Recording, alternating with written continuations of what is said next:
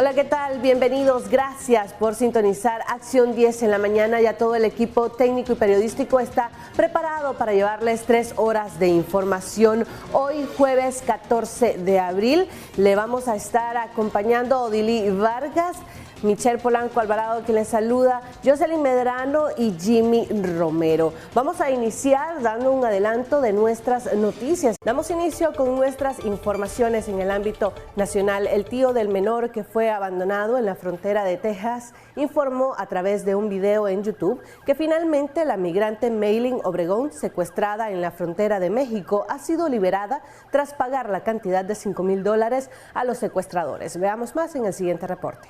Yo venía en un grupo que venía de entrega con usted y al final me dejaron botar y venía aquí a pedir auxilio. A través de un video publicado en YouTube, Misael Obregón, hermano de Maylin Obregón Leiva, informó que su hermana fue liberada de manos de los secuestradores la tarde de este miércoles. Sin brindar los pormenores, el hombre dio infinitas gracias a Dios por hacer el milagro. Hola a toda mi gente de YouTube, a todos los amigos y familiares que han seguido el caso de mi hermana Maylin Obregón. Tengo la mejor noticia del mundo, gracias a mi Diosito lindo. Mi hermana ha sido liberada, Dios mío santo. Qué bendición, qué alegría, Padre Santo, que Él los ha hecho el milagro de mi hermana que ha sido liberada. Gracias, Diosito lindo. Gracias, Padre amado, te doy por este momento tan alegre, el momento más alegre de mi vida. Qué noticia más grande he recibido. Podré dormir en paz de aquí para allá. Gracias, Padre amado, porque mi hermana ha sido liberada de los secuestradores. Gracias, Dios mío, te doy. Quiero que todo el mundo sepa que mi hermana, gracias a Diosito lindo, ha sido liberada de las manos de la mafia.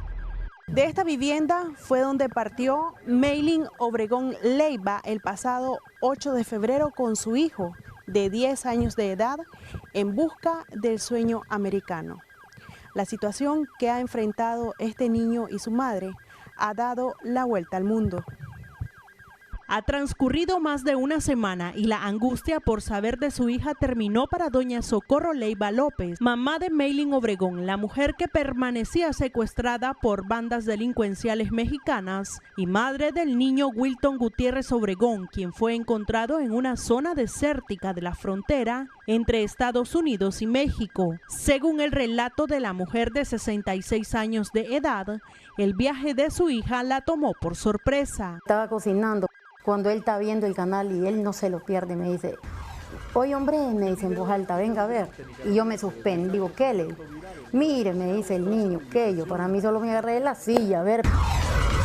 El video de un niño migrante nicaragüense de 10 años se ha vuelto viral en redes sociales tras su publicación. Las imágenes fueron grabadas por un agente de migración y extranjería de Estados Unidos al que el pequeño se acercó pidiendo ayuda tras haber sido abandonado por el grupo de personas con las que viajaba en un desierto de Texas.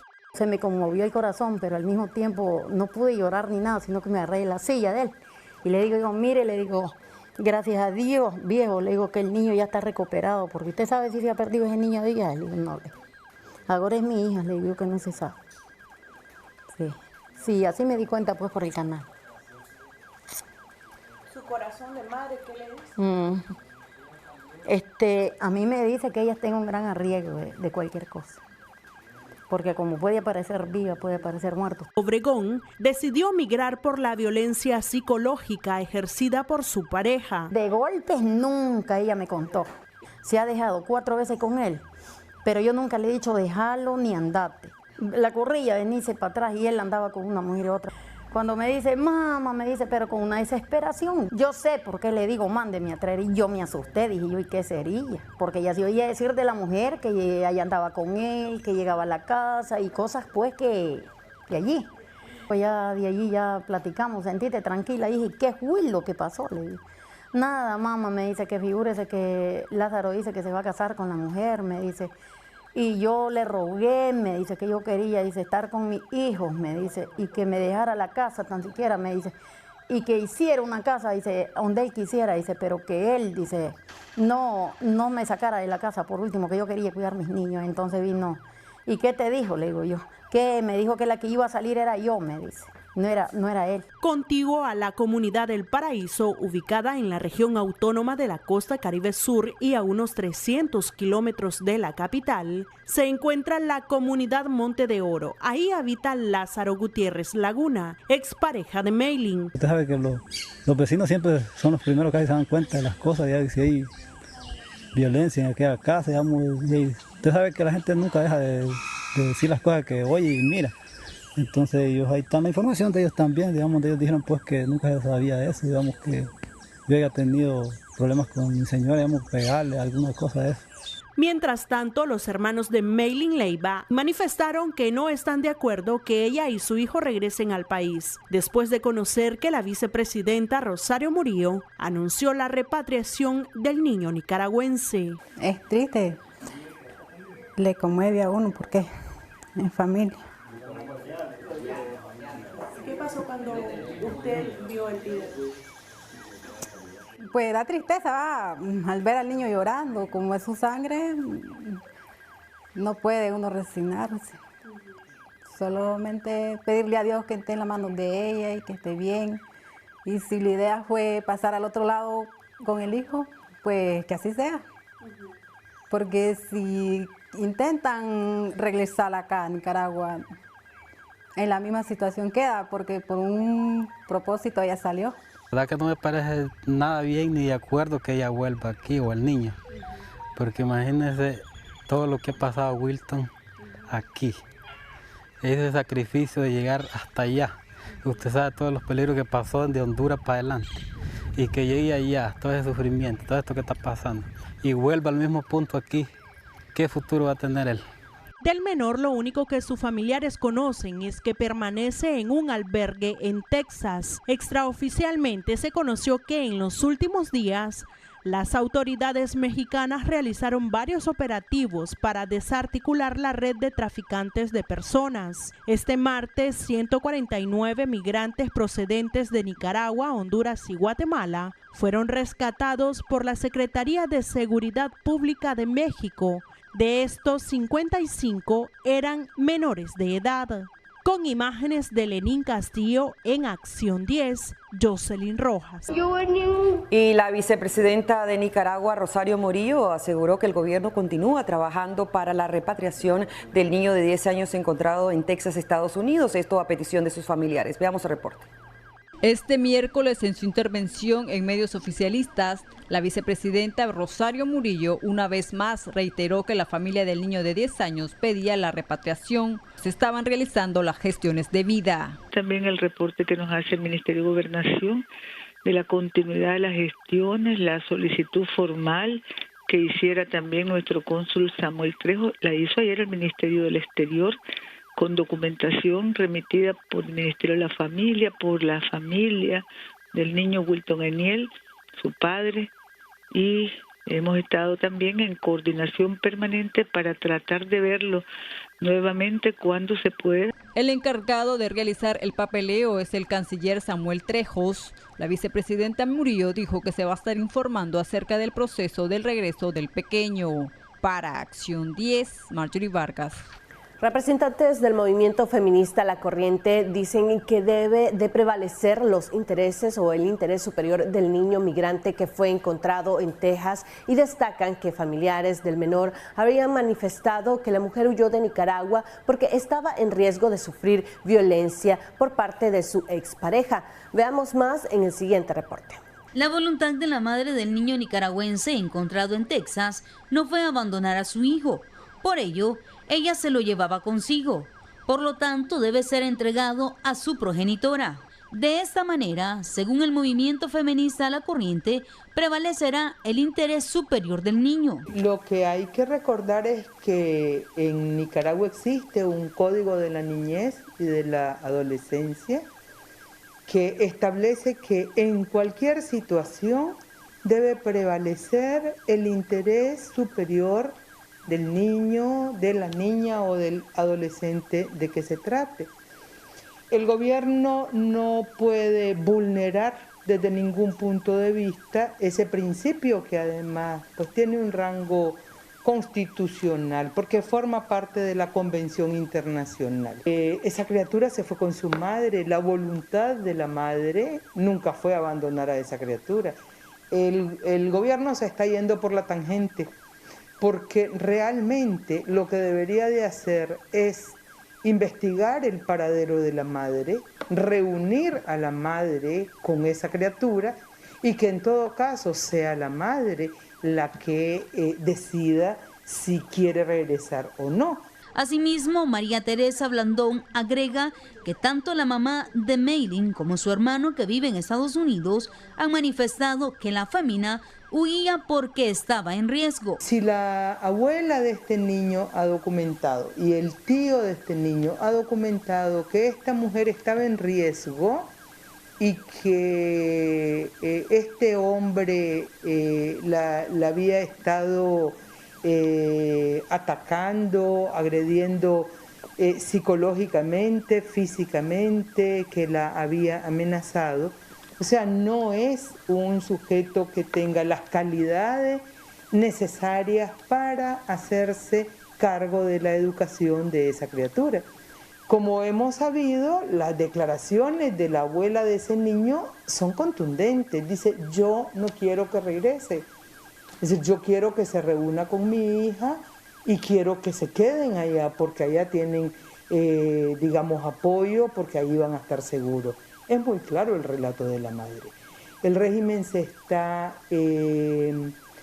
asumiendo competencias que no le corresponden y está violando abiertamente el principio de hacer prevalecer el interés superior de este niño. El niño de 11 años fue encontrado a inicios del mes de abril en Texas por un agente de migración que le brindó ayuda. María Esther Ordóñez, Acción 10. Autoridades policiales de nuestro país identificaron al posible sospechoso del homicidio de la nicaragüense, cuyo cuerpo fue encontrado el pasado martes en una zona fronteriza entre Nicaragua y Costa Rica. Marjorie Vargas nos informa. Entre 7 y 9 días tenía de fallecida la señora Norma Rosa Saravia Rugama. Según la autopsia realizada, su muerte fue provocada por asfixia mecánica.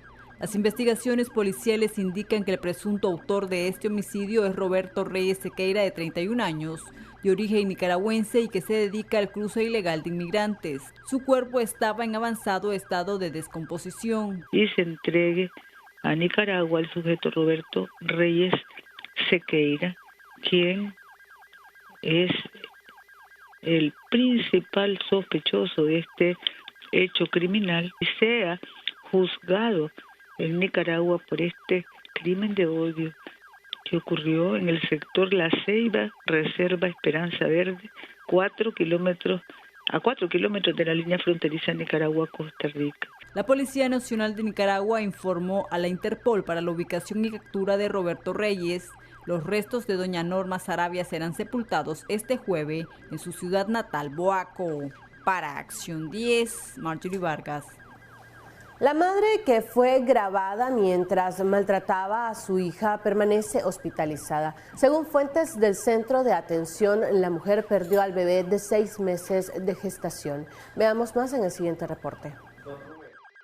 Kaylin Robaquiu, acusada por someter a maltrato físico y psicológico hacia sus 2 hijos, el cual fue grabado y viralizado en las redes sociales, que consternó a muchas personas. Lleva más de 5 días ingresada en el hospital Nuevo Amanecer de Bilwi, Puerto Cabezas. El bebé de 6 meses de gestación que tenía en su vientre murió, por lo cual tuvo que ser tratada de emergencias. Las causas exactas del fallecimiento de la criatura aún se desconocen, al igual que el estado de salud de ella, pero lo que sí es una realidad es que está bajo custodia policial. La mujer de 25 años ya ha sido presentada ante el juez en la audiencia preliminar y bajo prisión espera la audiencia inicial del juicio, mientras que los 2 niños de 1 y de 6 años de edad se encuentran bajo custodia de la familia paterna. Con la colaboración de Max Vallecillo, en Acción 10, Georgina Vargas. Diputados presentaron ante la Asamblea Nacional la propuesta de reforma electoral que fue redactada por la bancada del partido de gobierno. Esta propuesta fue enviada a la comisión especial que dictaminará dicha ley. El diputado Wilfredo Navarro leyó la iniciativa de reforma que presentó la bancada del FSLN, la cual se remitió a la Comisión Especial de Carácter Constitucional creada este lunes. La propuesta de reforma propone incorporar de manera expresa la prohibición a partidos políticos, alianzas de partidos y cualquiera de sus candidatos o candidatas de recibir financiamiento directa o indirectamente del extranjero. Tercero, esta propuesta propone incorporar de manera expresa la prohibición a partidos políticos, alianzas de partidos, directo del exterior, de ninguna índole, bajo ningún concepto y para ningún fin. El proyecto de reforma además incluye la restricción de la Ley de Regulación de Agentes Extranjeros y la Ley de Defensa de los Derechos del Pueblo a la Independencia, la soberanía y la autodeterminación para la paz de acuerdo con el documento. Para fortalecer la coherencia de la ley y aportar a la seguridad jurídica de quienes la apliquen, tanto funcionarios del Consejo Supremo Electoral como a los partidos políticos, esta propuesta organiza dentro de un mismo título los recursos de impugnación, apelación y revisión dentro del proceso electoral que actualmente se encuentran dispersos en el texto de la ley. Además, impone sanciones a transfugas políticos, leyó Navarro. Facultando a los partidos políticos o alianzas a solicitar al Consejo Supremo Electoral la aplicación de sanciones por tránsfuga a cualquiera de sus miembros que, ocupando algún cargo de elección popular, cambie de opción política. Tras la remisión de la ley a la comisión especial, esta deberá someterse a consulta. Dicha propuesta con partidos políticos y sociedad civil, según lo estipula la Constitución Política. Para Acción 10, Marjorie Vargas. Exguerrillera Dora María Telles expone las exigencias del sector opositor para participar en unos próximos comicios electorales y exhorta al presidente Daniel Ortega a vencer el miedo y competir en igualdad de condiciones. Pedro Hidalgo nos informa. Durante una entrevista realizada por el licenciado Mauricio Madrigal en la edición de mediodía del noticiero Acción 10 hacia la exguerrillera Dora María Telles, la entrevistada expresó las exigencias del sector opositor al gobierno de Daniel Ortega para participar en unos próximos comicios electorales. Esto luego del paquete de reformas presentados por la bancada del partido de gobierno ante la Asamblea Nacional. Lo que hemos estado demandando son cosas bien sencillas. Un padrón electoral limpio para que no voten los muertos, para que no voten 15 veces las mismas personas, para que no hayan personas que tengan 18 cédulas. A vista de Telles, el sector opositor debe también de presentar propuestas para reformas justas. Es decir, tenemos que presentar las propuestas concretas como fuerzas opositoras de reforma a la ley electoral. Y además presentar nombres para un Consejo Supremo Electoral limpio y equilibrado. Y esas propuestas tienen que desafiar la voluntad de Daniel Ortega.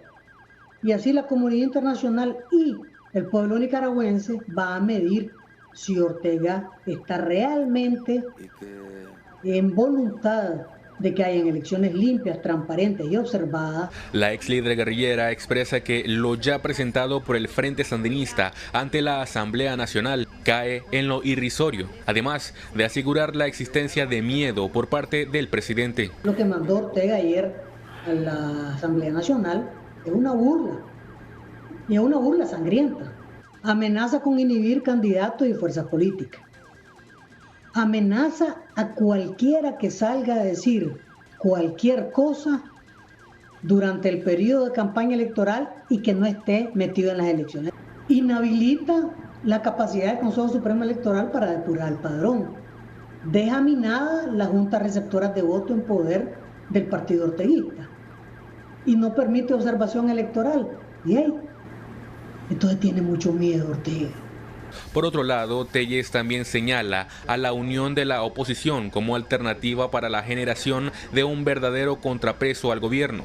Mientras tanto, la comunidad internacional continúa a la espera de resultados positivos, declaró. Deberían estarse juntando y firmando un papel que vaya también a la Asamblea Nacional a decir, miren señores, estas son las reformas esenciales para una elección transparente, para que el pueblo nicaragüense decida. A la OEA dio un plazo al régimen de Ortega, que a más tardar al 30 de mayo tenían que estar ejecutadas las reformas electorales. Estamos en el mismo plazo, 30 de mayo. Hasta el momento el ente legislativo no ha dado respuesta, así se sesionará luego de la propuesta presentada por la bancada del FSLN. Sin embargo, se espera que sea en los próximos días. Para Acción 10, Pedro Hidalgo. Este miércoles, el eurodiputado José Ramón Bauzá, a través de su cuenta en Twitter, manifestó que el presidente Daniel Ortega se mofa de las exigencias internacionales de reformas electorales, mientras la Unión Europea mantiene silencio cómplice. Más detalles con María Esther Ordóñez. A través de su cuenta en Twitter, el eurodiputado José Ramón Bauzá se refirió este miércoles sobre las reformas electorales impulsadas desde el partido de gobierno en la Asamblea Nacional en Nicaragua. El europarlamentario incluso señala en su comentario que el alto representante de la Unión Europea, Josep Borrell, tendrá buena parte de culpa si Nicaragua se convierte en Venezuela. En el escrito se lee: Ortega se mofa de las exigencias internacionales de reforma electoral, mientras la Unión Europea mantiene un silencio cómplice. Si Nicaragua se convierte en Venezuela, Josep Borrell tendrá buena parte de la culpa, salvo que sea el objetivo, que ya no me sorprendería. El mensaje de Bauzá se da un día después que diferentes grupos de oposición en Nicaragua rechazaron el proyecto de reforma electoral y argumentan que éstas no cumplen con las recomendaciones dadas por la Organización de los Estados Americanos, organismo que dejó como fecha tope para realizar dicho proceso y garantizar así unas elecciones libres, justas y transparentes. María Esther Ordóñez, Acción 10. El precandidato del movimiento republicano Nodel Vidaurre avanza si evalúa su inscripción a la Alianza Ciudadana para participar en el mecanismo de escogencia de la plataforma Vidaurre. Durante su visita también exploratoria, refirió que su movimiento tiene mucho que ofrecer a la Alianza Ciudadana. Veamos el reporte. Nodel Vidaurre, quien recientemente anunció su intención de ser presidente de Nicaragua, asistió a una reunión exploratoria con los miembros de la Alianza Ciudadana. Bueno, me parece un procedimiento bastante democrático. Me parece que viene a las expectativas de muchos que han querido que sea un proceso en el que las reglas del juego estén claras y en el que de alguna manera se consulte a la población nicaragüense. Vidaurre es el cuarto aspirante presidencial que se acerca a la Alianza Ciudadana, sin embargo, aún no decide si se inscribirá a la plataforma o no. A la que he venido a reunirme para conocer de viva voz de parte de la comisión cuál es el proceso de candidatura dentro de esta Alianza Ciudadana, cuáles son los requisitos y cómo se puede llegar a finalmente a la inscripción si así se decide. Juan Sebastián Chamorro y Arturo Cruz ya han confirmado que se inscribirán en los próximos días, dijo José Dávila, miembro de la plataforma. Esta visita, bueno, ustedes saben quiénes han sido los cuatro, ¿verdad? Juan Sebastián Chamorro, Arturo Cruz, Cristiana Chamorro y hoy Nodel Vidaurre. Estas visitas nos están sirviendo a nosotros también, nos están sirviendo para oír criterios amplios para buscar lo que queremos, que este proceso de seleccionar a un candidato presidencial, que esperamos vaya a ser único, ¿verdad? Lleve todas las características de transparencia, de información, de sugerencias, de opiniones. Vidaurre aseguró que el movimiento de centro derecha no tiene personería jurídica, pero sí suficiente estructura para sumar a los esfuerzos de la plataforma opositora. En primer lugar, aportamos una organización que tiene importante en diversos departamentos del país: Chinandega, León, Managua, Masaya, Carazo, Rivas, Buaco, Chontales, Matagalpa.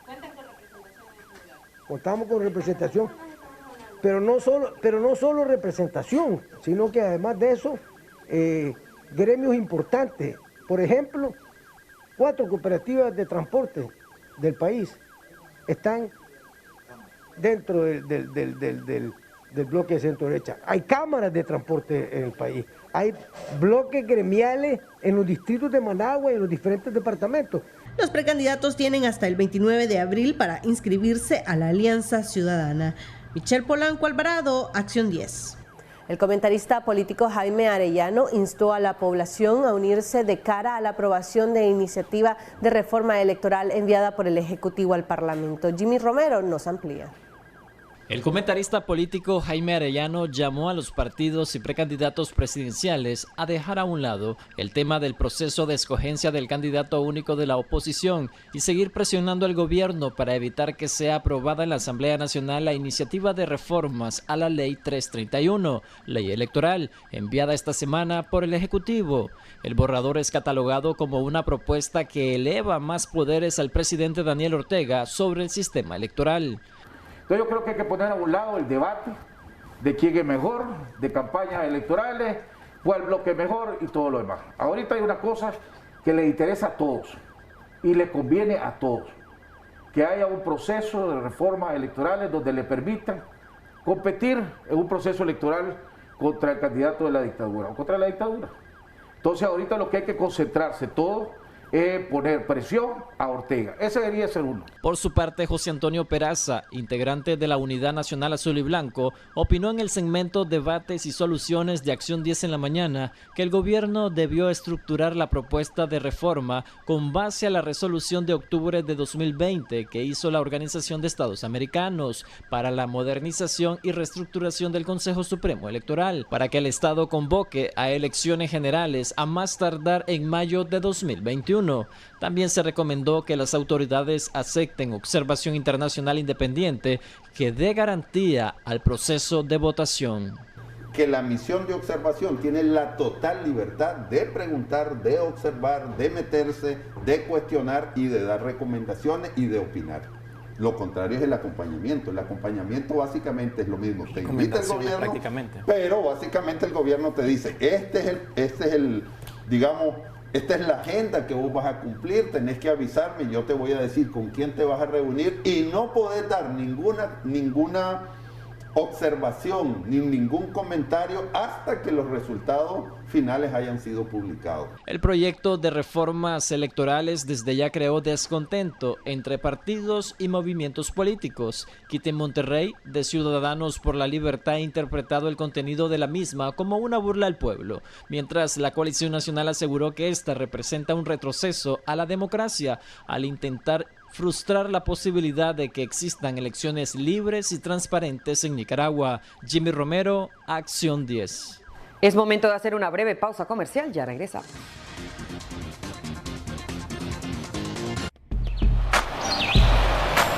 Ya regresamos con Acción 10 en la mañana. Central Sandinista de Trabajadores gestiona ante el Ministerio del Trabajo el pago de liquidación a las personas que quedaron en el desempleo por el cierre de la empresa textilera. Detalles en el siguiente reporte.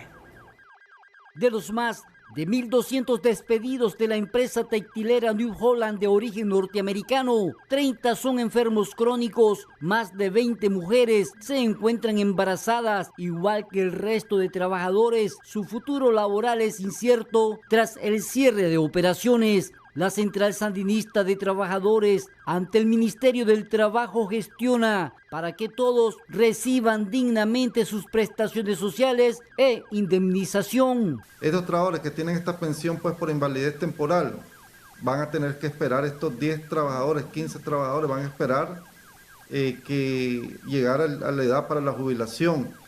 Lo más lamentable también son los trabajadores crónicos, pues que tienen 2 o 3 enfermedades, y especialmente el túnel de carpio, pues que es la enfermedad que ataca mayor parte de los trabajadores de zona franca, que esos trabajadores pueden ser operados y no quedan de las manos, no quedan igualmente bien para laborar, ¿verdad? Entonces estos trabajadores crónicos, ¿verdad? De enfermedades crónicas, el problema, ¿verdad? Que aquí van a estar ellos atendidos por el Seguro Social por espacio de 2 meses, porque después, una vez que cesa la relación laboral o el cierre de la fábrica, el Seguro Social da cobertura por 2 meses posteriores en medicamento, atención médica. En el caso, ¿verdad?, también de trabajadores, pues hay trabajadores también con discapacidad diferentes, pues ya sea que son trabajadores sordomudos, trabajadores que tal vez tienen problemas de locomoción, ¿verdad?, en sus manos, en sus pies.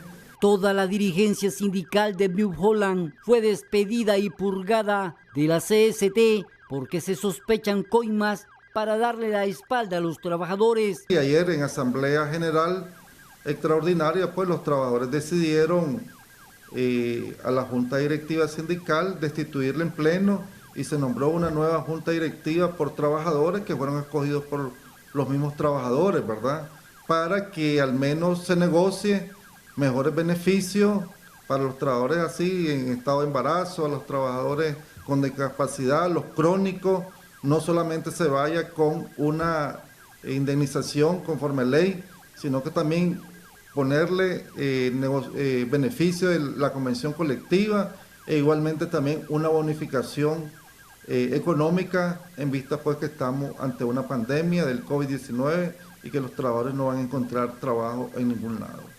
En este año 2021 es la segunda zona franca más fuerte que cierra operaciones en el país. Serán 1.200 personas menos que cotizarán en el Seguro Social, que agoniza financieramente. Con cámara de Erasmo Hernández, José Abraham Sánchez, Acción 10.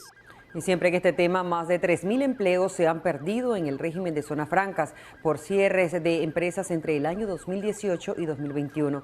Sin embargo, la cifra podría extenderse con las suspensiones temporales que ha generado la pandemia COVID-19. Jimmy Romero con los detalles.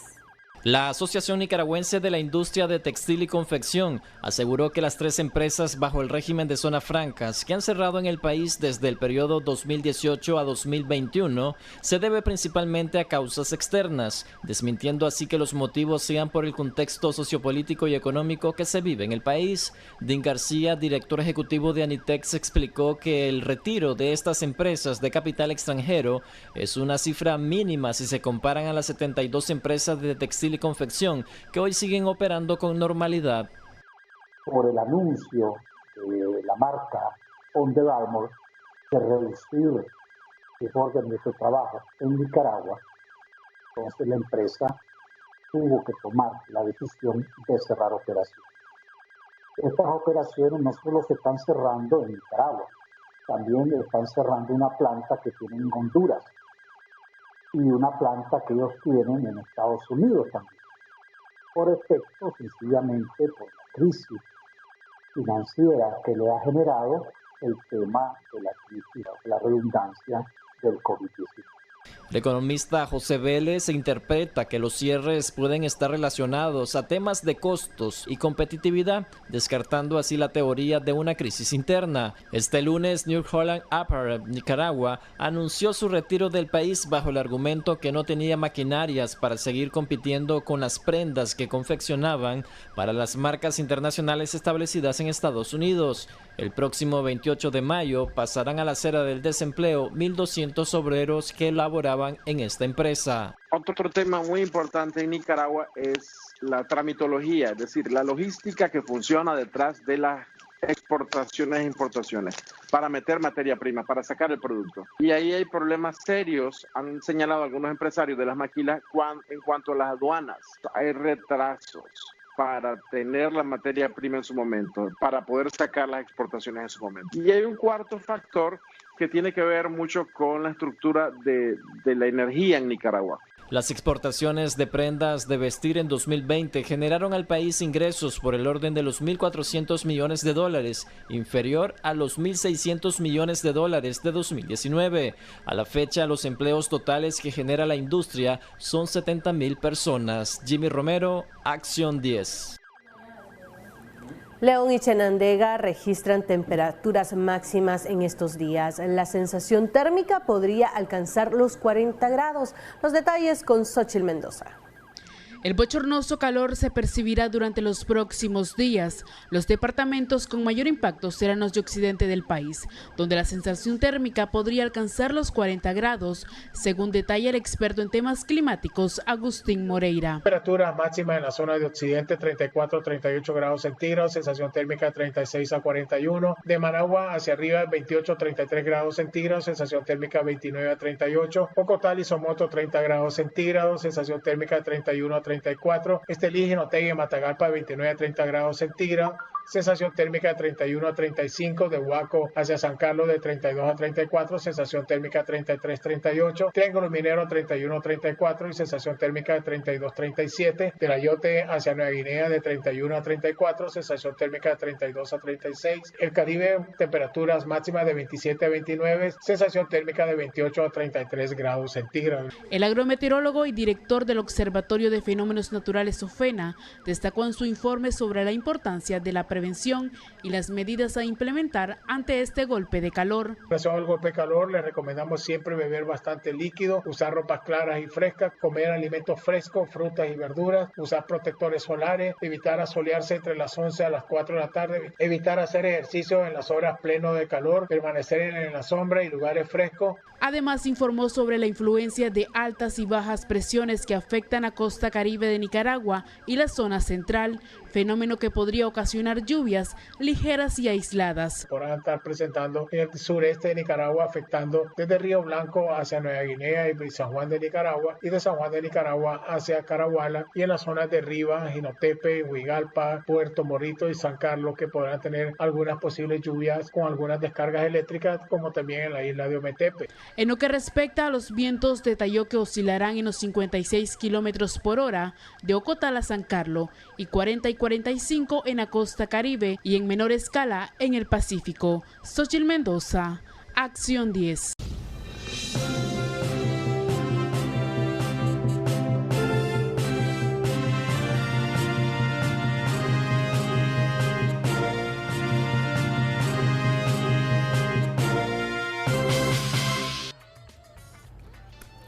Qué bueno que esté con nosotros en Acción 10 en la mañana, ya en Debates y Soluciones. Hoy hablamos sobre la introducción oficial de esta propuesta de reforma en la Asamblea Nacional y cuál es el futuro inmediato de esta reforma electoral.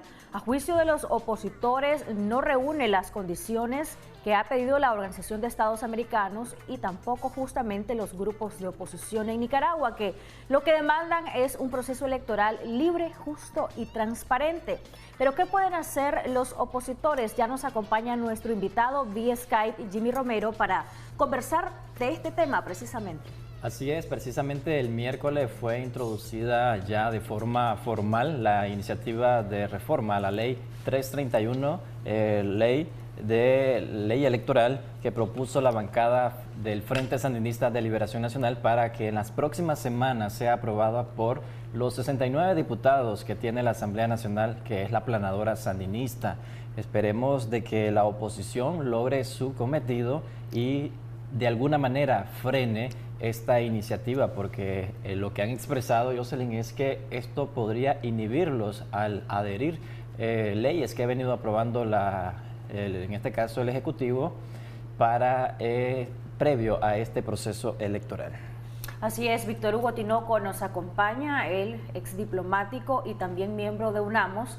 Ayer hemos conversado durante estos últimos 2 días con diferentes sectores de oposición, Víctor Hugo, y muchos han dicho hay que seguir presionando, hay que frenar esta propuesta de reforma y presentar una contrapropuesta. Le damos la bienvenida a Víctor Hugo y le preguntamos a la vez de qué manera podría lograr esto la oposición, cuáles serían esos canales para presentar una contrapropuesta, dado que muchos de los sectores de oposición no tienen una presencia ni siquiera mínima en la Asamblea Nacional. Buenos días, Jocelyn, y buenos días, Jimmy. Quiero dar un saludo a ustedes y a todo el pueblo nicaragüense que está viendo este programa. Y un saludo también a los familiares de los presos políticos, a los familiares de los exiliados, de tanta gente que sufre en Nicaragua, producto de esos 2 factores que mencioné antes, y sobre todo toda la gente que sufre por falta de empleo, falta de trabajo, salarios bajos, represión, intolerancia por parte del régimen. Hay que comenzar diciendo, para poder entender cuáles son los posibles canales, hay que comenzar diciendo que la naturaleza de esta propuesta que presenta el gobierno, los diputados del gobierno, esta es una propuesta totalmente de retroceso a los derechos constitucionales del pueblo nicaragüense.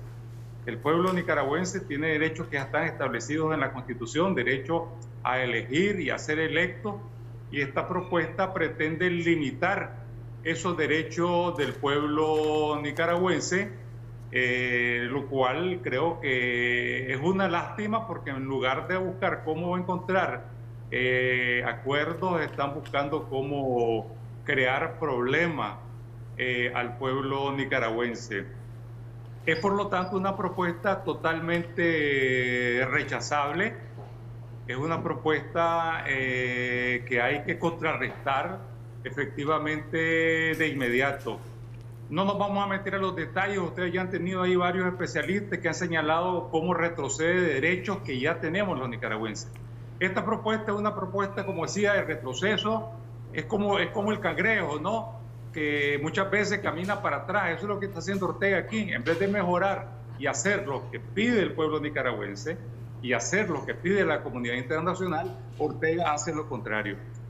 Quiero señalar, para que el pueblo entienda esto, es que esta es la típica actitud de Daniel Ortega, ¿verdad? Cuando está de frente a un proceso donde tiene que negociar y hacer concesiones, Ortega típicamente te arrebata derechos, ¿verdad? Te arrebata derechos para después decirte, negociemos no para darte lo que me pedías antes, sino para devolverte lo que te acabo de arrebatar.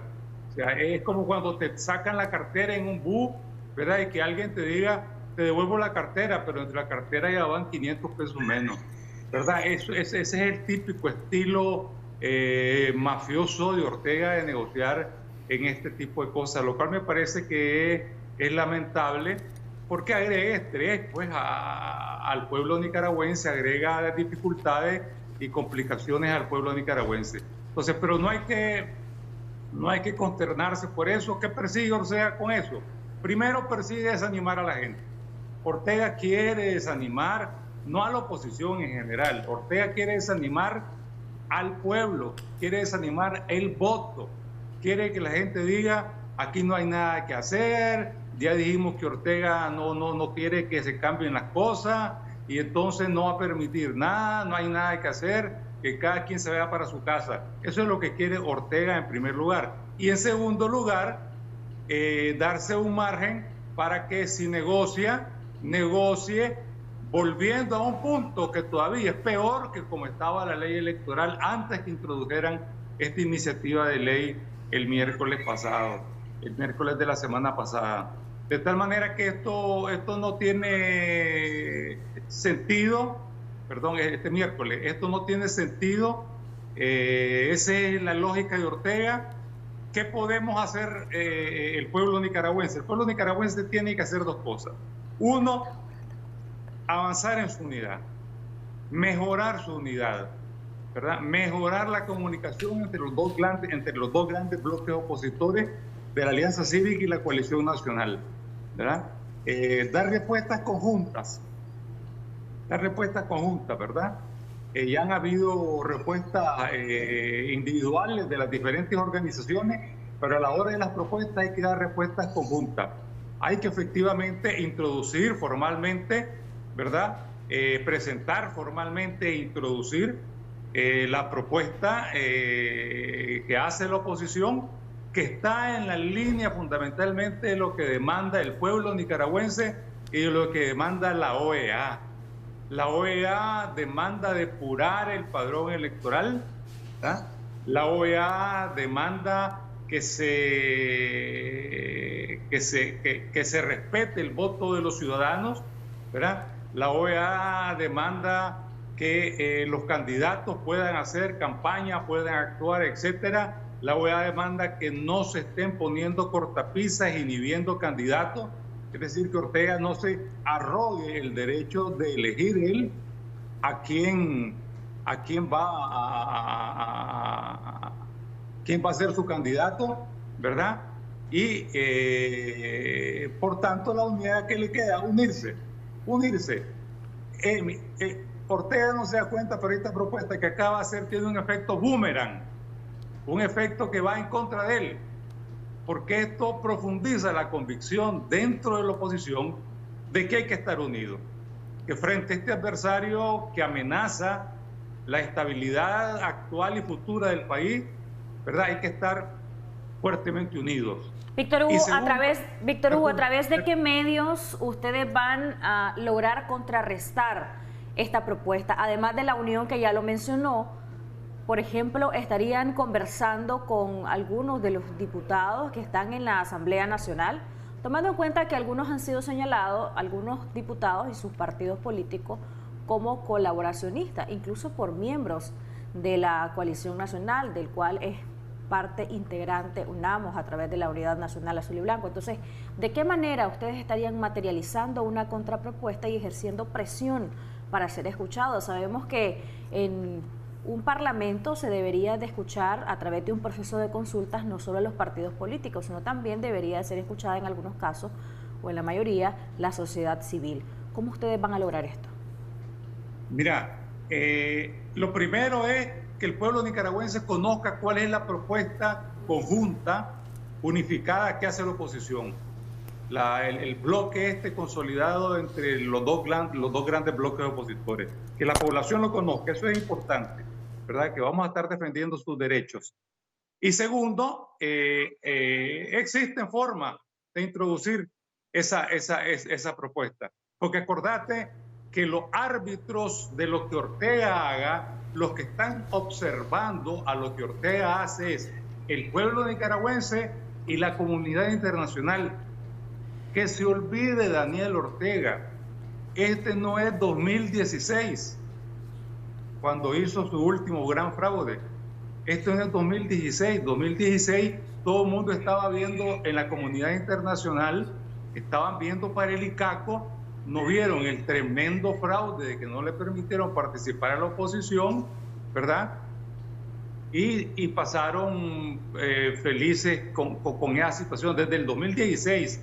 En el 2011 todavía, también con Don Fabio, pero ya desde entonces. Entonces, ahí hay una situación totalmente diferente. Ahora, mira, la Unión Europea, los países grandes, fuertes de América Latina, ¿verdad? Todos quieren que hayan elecciones libres. ¿Quién no quiere que haya elecciones libres? Tal vez uno que otro dictador, tal vez Maduro no quiere elecciones libres, ¿verdad?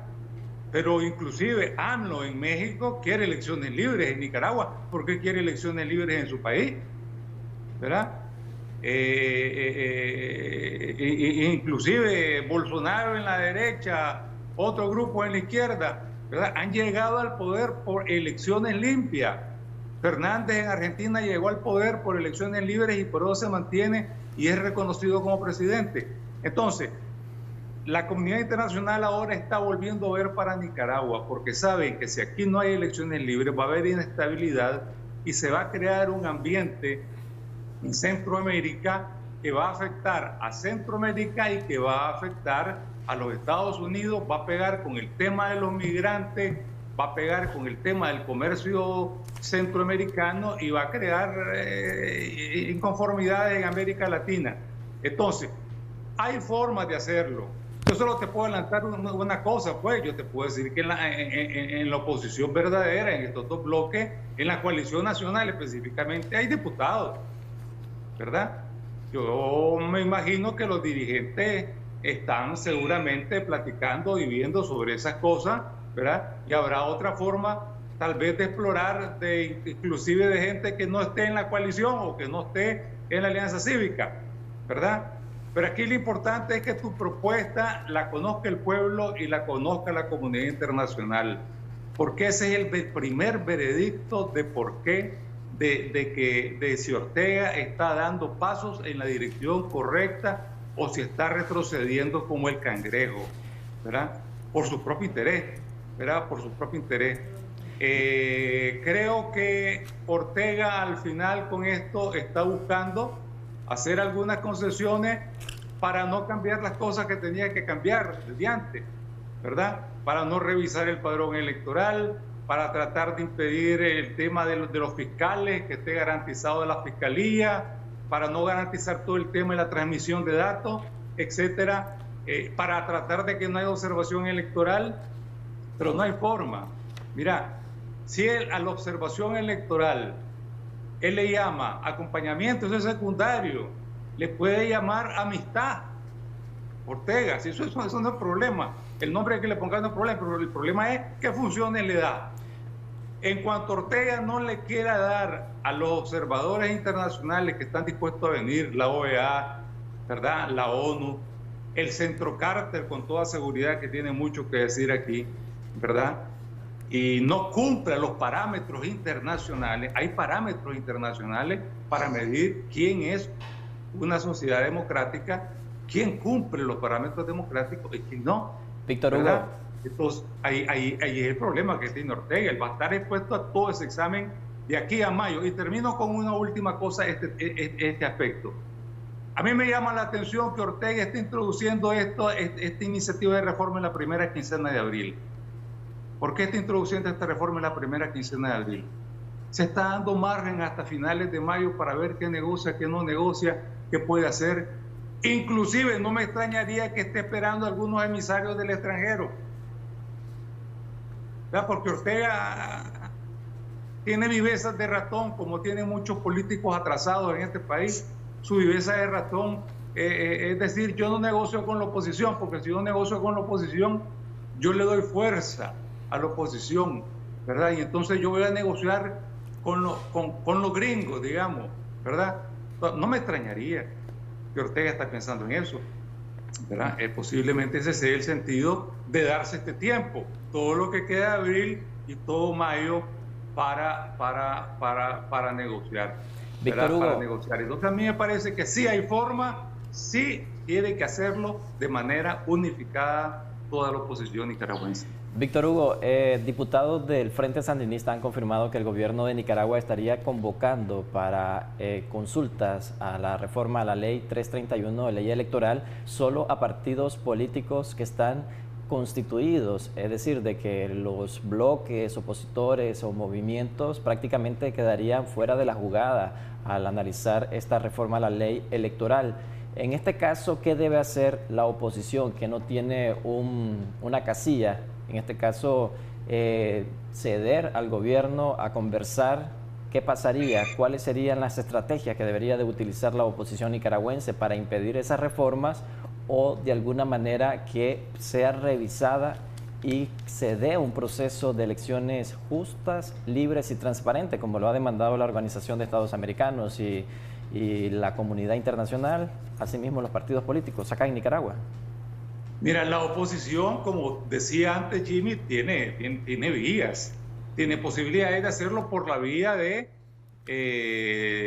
diputados actuales en el Parlamento, ¿verdad? De tal manera que eso yo no veo que sea mayor dificultad o mayor problema. Además, pero prácticamente la bancada del Frente Sandinista es aplanadora en la Asamblea Nacional. La oposición tiene pocos diputados ahí presentes en la Asamblea. ¿Qué se podría hacer en ese caso? Vía legislativo no se puede hacer nada. Ponele Jimmy que te echan la aplanadora. ¿Quién maneja la aplanadora? Don Daniel Ortega y doña Rosario Murillo. Se evidencian, se hunden. Si todos esos diputados son tuercas de la aplanadora, son las tuerquitas del motor de la aplanadora. Víctor Hugo, entonces habría forzosamente, en eso que usted acaba de mencionar, que es una verdad completa, según muchos criterios, en eso que usted acaba de mencionar, quedaría claro para los grupos de oposición que sí o sí tienen que negociar esta reforma con el partido de gobierno, porque prácticamente está en el absoluto poder del partido de gobierno y del presidente Daniel Ortega el aprobar unánimemente esta reforma o el hacer algunos cambios según la presión que reciban de la oposición y de la comunidad internacional. ¿Están visualizando ustedes el escenario de tener que negociar con el presidente Ortega en este momento, a pesar de que en las últimas semanas habíamos escuchado que ya casi ningún grupo opositor veía la posibilidad de una negociación?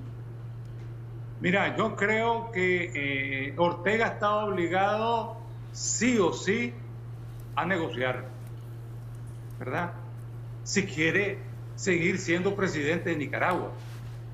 Porque si él no negocia y él cierra más bien los espacios y cierra la posibilidad de elecciones libres, él en noviembre deja de ser, él deja de ser presidente de Nicaragua en noviembre, mejor dicho en enero del 2022, cuando se acaba su periodo constitucional. Él deja de ser presidente de este país. Él deja de ser presidente y pasa a ser un delincuente que está encaramado en el poder y que está por la fuerza de las armas. Y en esas circunstancias no hay quien le ponga un centavo de respaldo a ese gobierno. Y Ortega se hunde él, hunde a su propia gente, hunde a su propio sector empresarial que está sufriendo la crisis, igual que todos los nicaragüenses, y que sufriría esa nueva situación, ¿verdad?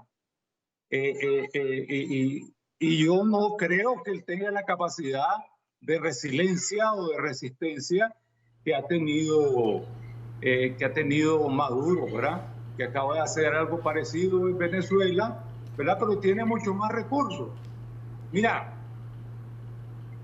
si Ortega se decidiera a no hacer cambios en la ley electoral, ¿verdad? Si él se decidiera a no hacer cambios y se fuera a la brava, sin condiciones, inhibiendo candidatos, etcétera, etcétera, sin observación electoral, sin reforma al padrón, sin hacer transparentes los mecanismos de transmisión de datos, etcétera. Si él quisiera hacer eso, ¿verdad? Él pasa a ser ya considerado parte de esa organización criminal transnacional que existe y que se apoya mutuamente para negarles elecciones libres a los pueblos de América Latina. Hay una transnacional en gobiernos como el venezolano, ¿verdad? Y como el mismo cubano, ¿verdad? Que no le dan elecciones verdaderas a su pueblo y se apoyan entre ellos. Esa es una transnacional del crimen organizado, ¿verdad? Crímenes de orden político que se traducen en crímenes personales, individuales y en el crimen peor, ¿verdad? Que es masacrar al pueblo nicaragüense y hundirlo en la pobreza. Y aquí la tendencia cada vez mayor en este hemisferio, sobre todo con la nueva política del presidente Biden, ¿verdad?, es a unir más a América Latina para enfrentar a esa alianza de criminales transnacionales que le niegan el derecho a los pueblos a hacer elecciones libres. Que fíjate que ahí están básicamente estos tres países. Porque ahí no puede meter estrictamente, por ejemplo, a Bolivia, por mucho que Bolivia sea cuestionable en muchos sentidos, pero hubo una elección libre, reconocida por todos. Claro, ahí no puede meter a Argentina, una elección libre completamente, reconocida por todos.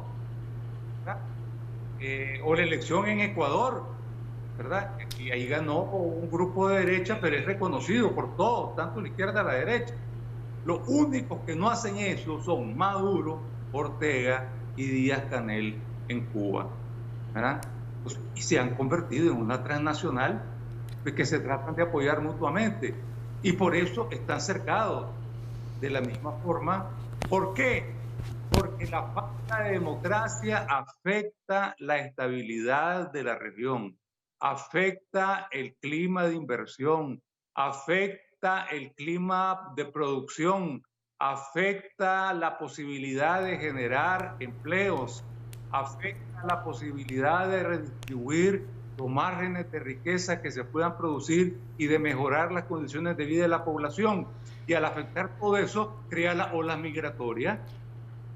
Ese es otro punto que me gustaría destacar, ya que usted lo menciona, Víctor Hugo, y justamente preguntarle, ¿a qué se arriesga el presidente Daniel Ortega si prácticamente se aprueba esta propuesta de reforma electoral y no son escuchados los sectores de oposición y la comunidad internacional?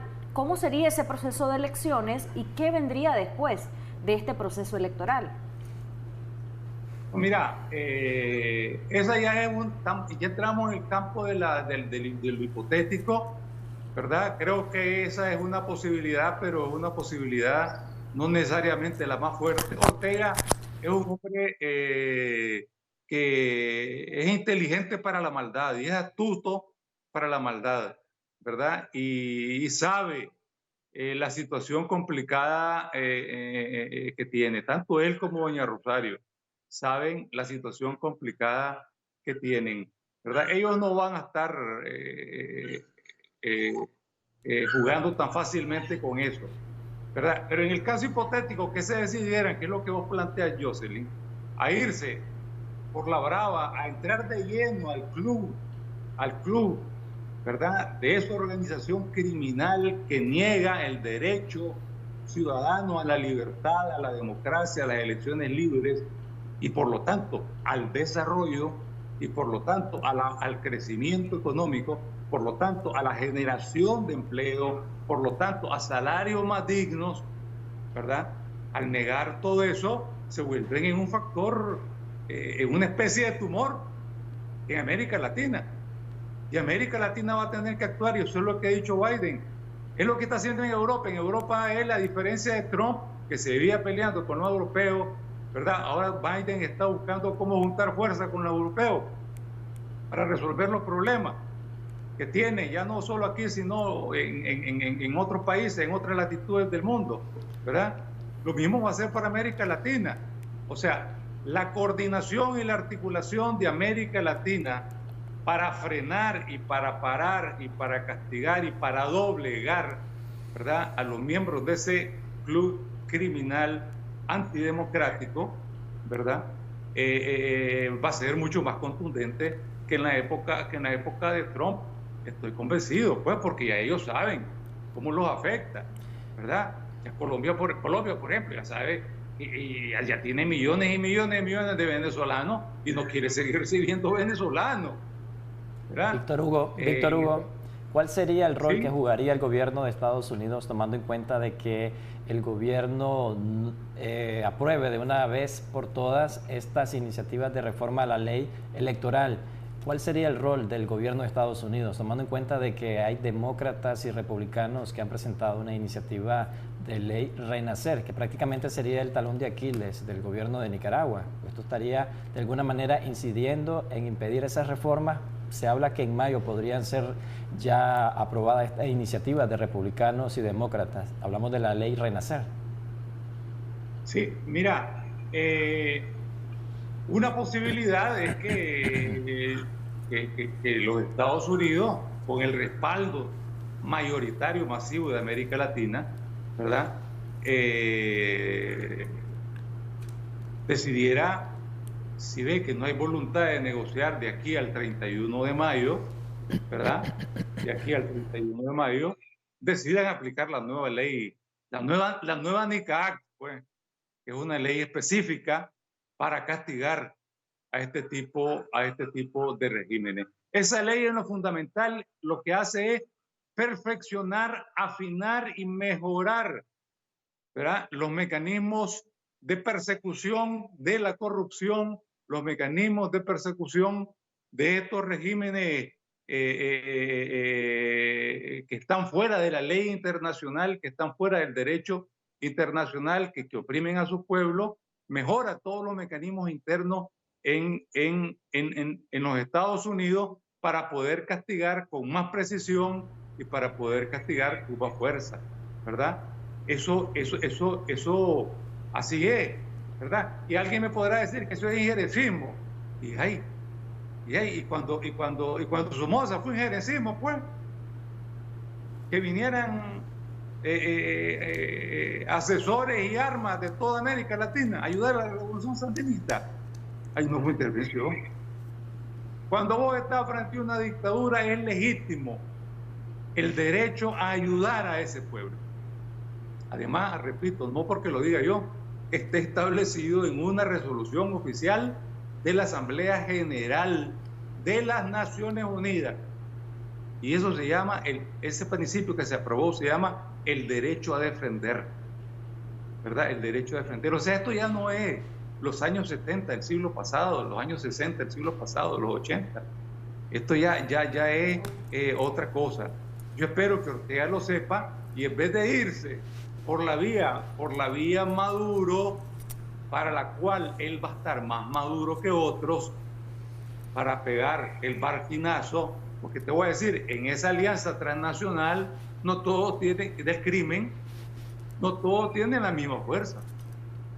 En esa alianza transnacional del crimen hay un eslabón débil. Si se fuera por esa vía Ortega, que sería el régimen de Ortega.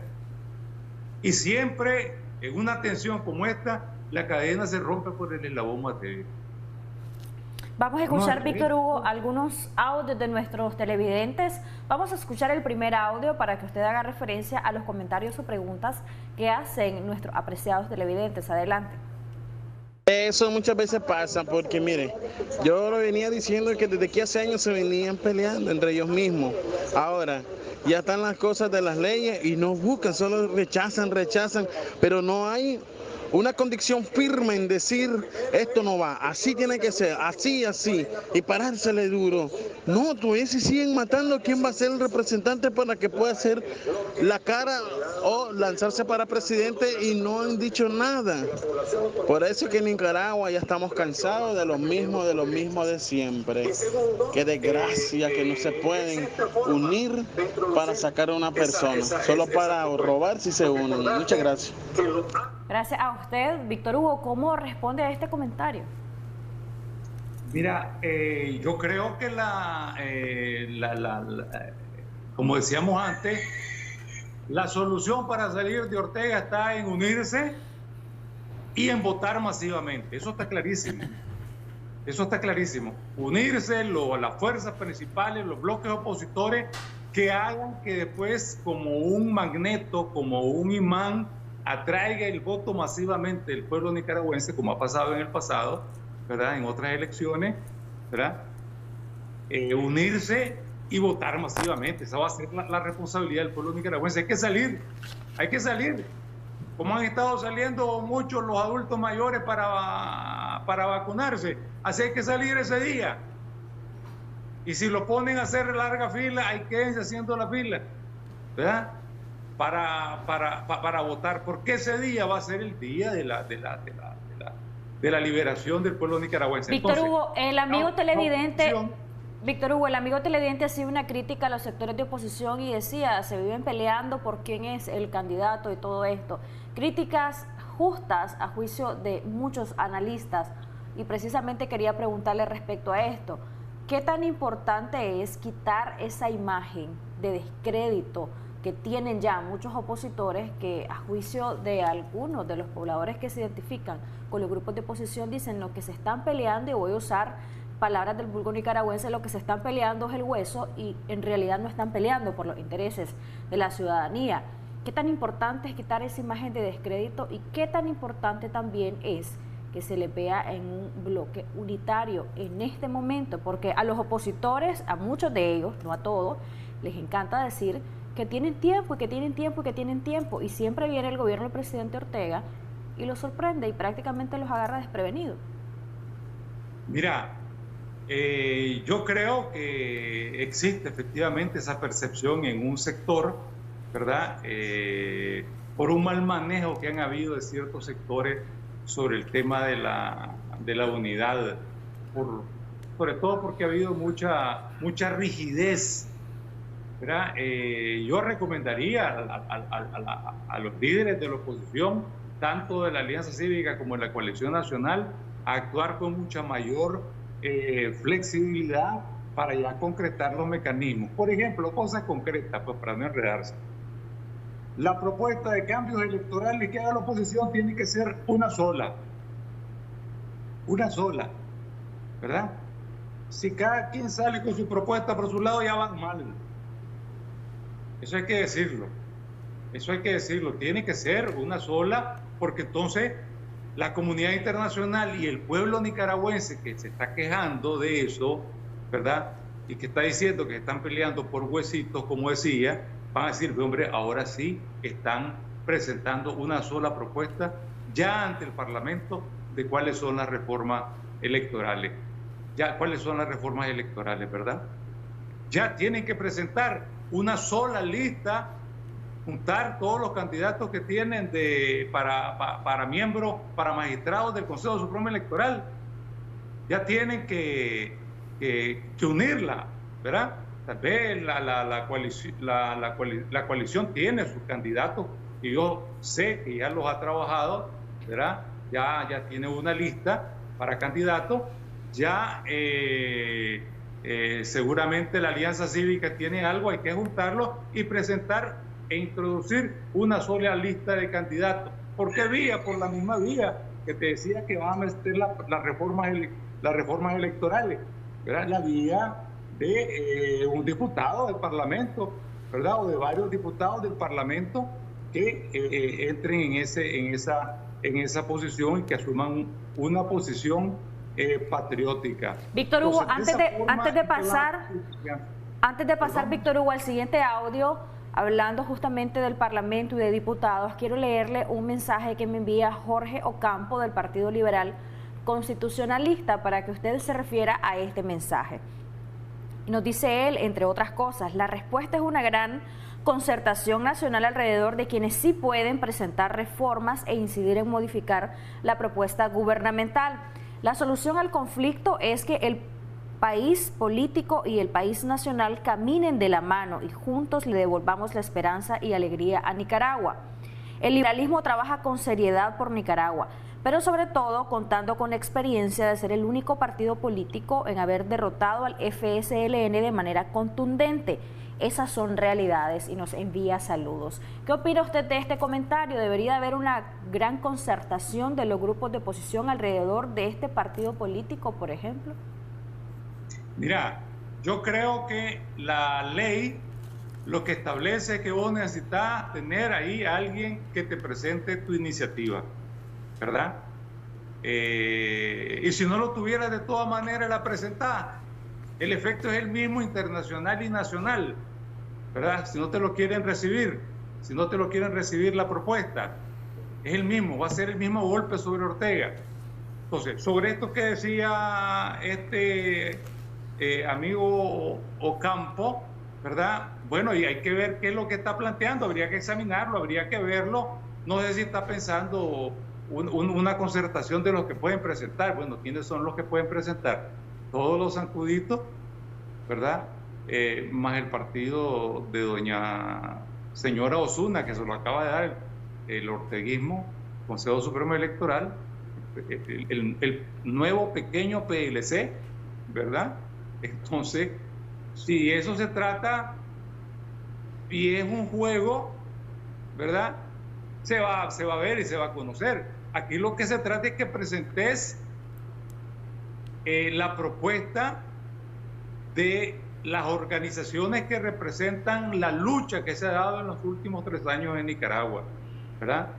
La propuesta que hagan tanto el bloque de oposición de la coalición como el bloque de oposición de la Alianza Cívica. Entonces no tendría, por ejemplo, Víctor Hugo, hablemos de Víctor Hugo a nivel personal y también como miembro de UNAMOS y a su vez de la Unidad Nacional Azul y Blanco, ¿no tendría mucha confianza en hacer esta concertación con el PLC actual? Esa concertación con el PLC de la señora Osuna. Sí. La dirigencia, creo yo, de la coalición tendría que valorarlo muy seriamente. Si me preguntas a mí personalmente, yo lo vería con mucho cuidado, lo valoraría con pinzas, porque vos sabés, pues este partido existe porque Daniel Ortega decidió que existiera hace solo 2 meses, pues. Que aquí nadie se engaña, ¿verdad? Entonces habría que ver si esa es una vía correcta o si hay otras vías, que yo creo que hay, Yo creo que hay otras vías más potables. Acordate, el viejo argumento que yo le gané a Ortega antes, ¿verdad? Y que entonces soy el único que le ha ganado a Ortega. Ese es el argumento de Arnoldo Alemán, ¿verdad?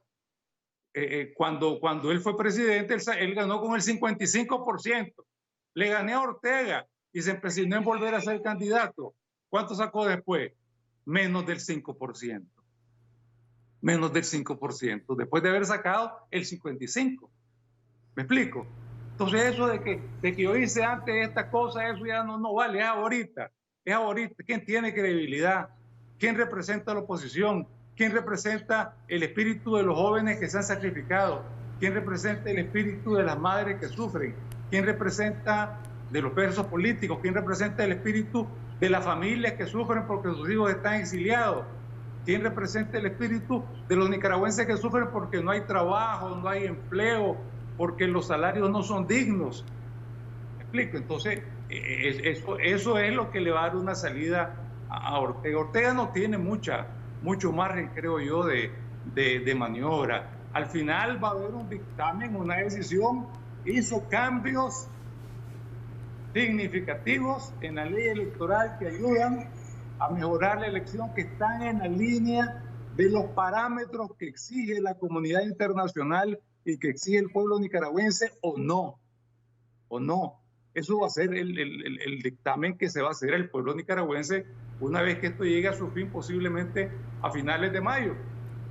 Víctor Hugo, tenemos otro audio para escucharlo y a ver qué opina respecto a los comentarios que están haciendo nuestros amigos televidentes en este debate que estamos realizando con usted.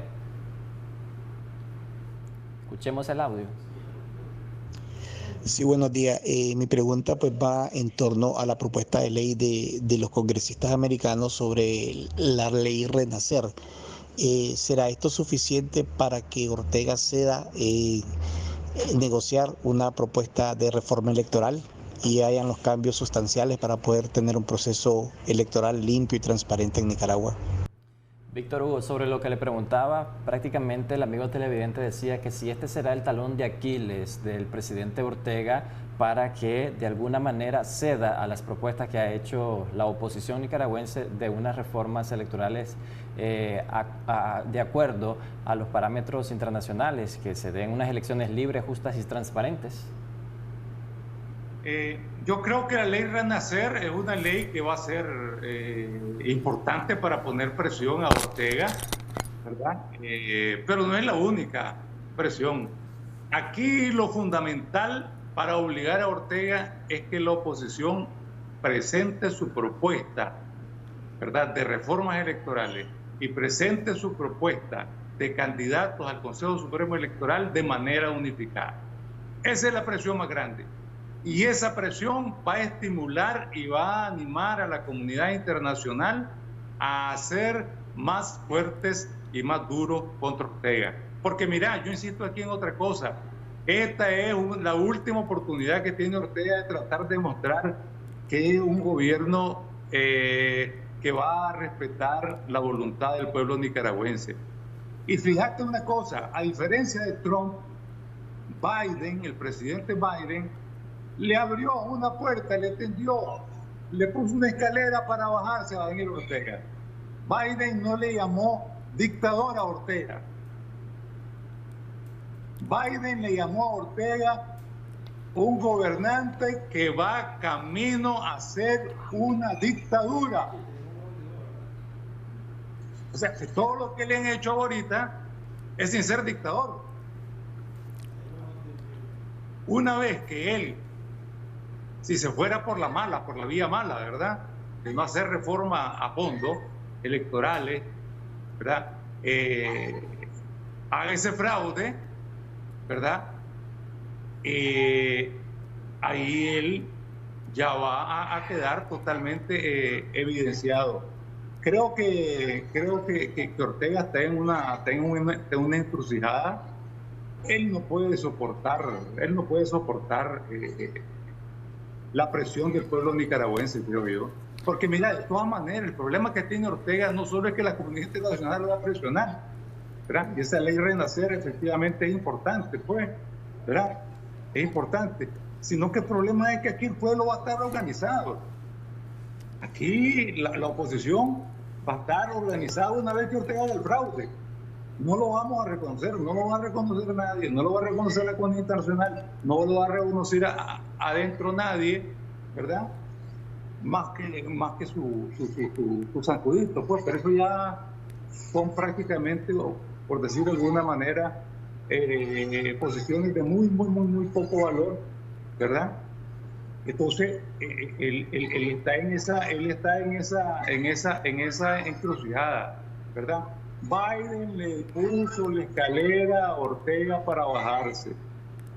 ¿Cuándo se la puso? Cuando el secretario de Estado Blinken, en su última declaración sobre Nicaragua, decidió no llamarlo dictador, sino un gobernante que iba camino a construir una dictadura. Es decir, si vos no haces elecciones libres, en noviembre vos sos un dictador, ¿verdad? Y la presión nuestra y las limitaciones al financiamiento internacional, las limitaciones a la inversión internacional va a ser mucho mayor que la que hay en este momento. Víctor Hugo, hay un tercer audio. Hay un tercer audio, Víctor Hugo, vamos a escucharlo para que usted haga su comentario a este tercer y último audio en Debates y Soluciones. Adelante. El pueblo sabe que lo que se necesita es unidad. Se le ha dicho hasta el cansancio a los opositores, a los que están arriba peleando el hueso. Pero ¿cómo hacer entender a esta gente de que se unan? ¿Qué es lo que les cuesta la unidad? Dejen de pensar en sus intereses personales y piensen en el pueblo que se está muriendo de hambre. Definitivamente, por eso es que no avanza Nicaragua.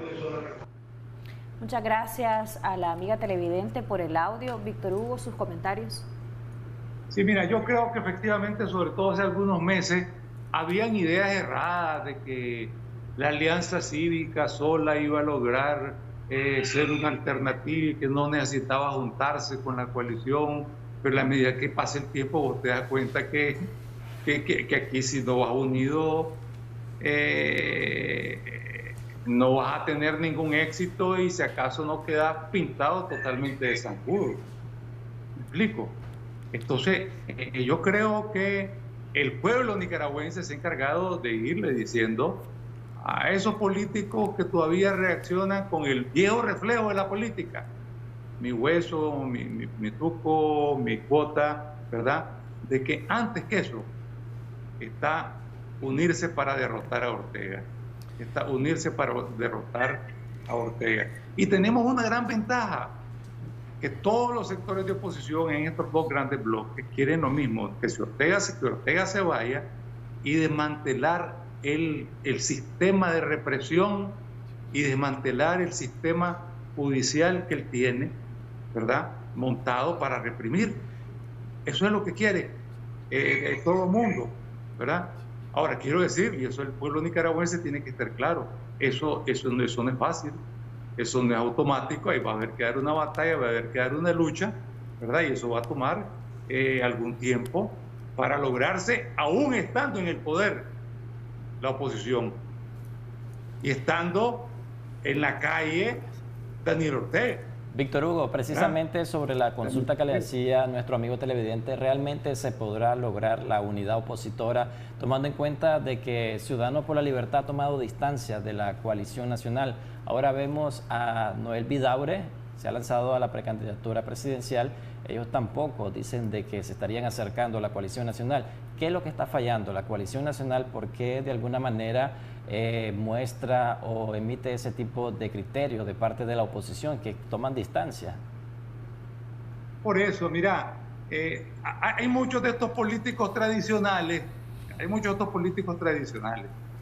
que estaban acostumbrados, no por 30, 40, 50 años, por siglos, a hacer el juego del zancudo, a hacer el juego del pacto, ¿verdad?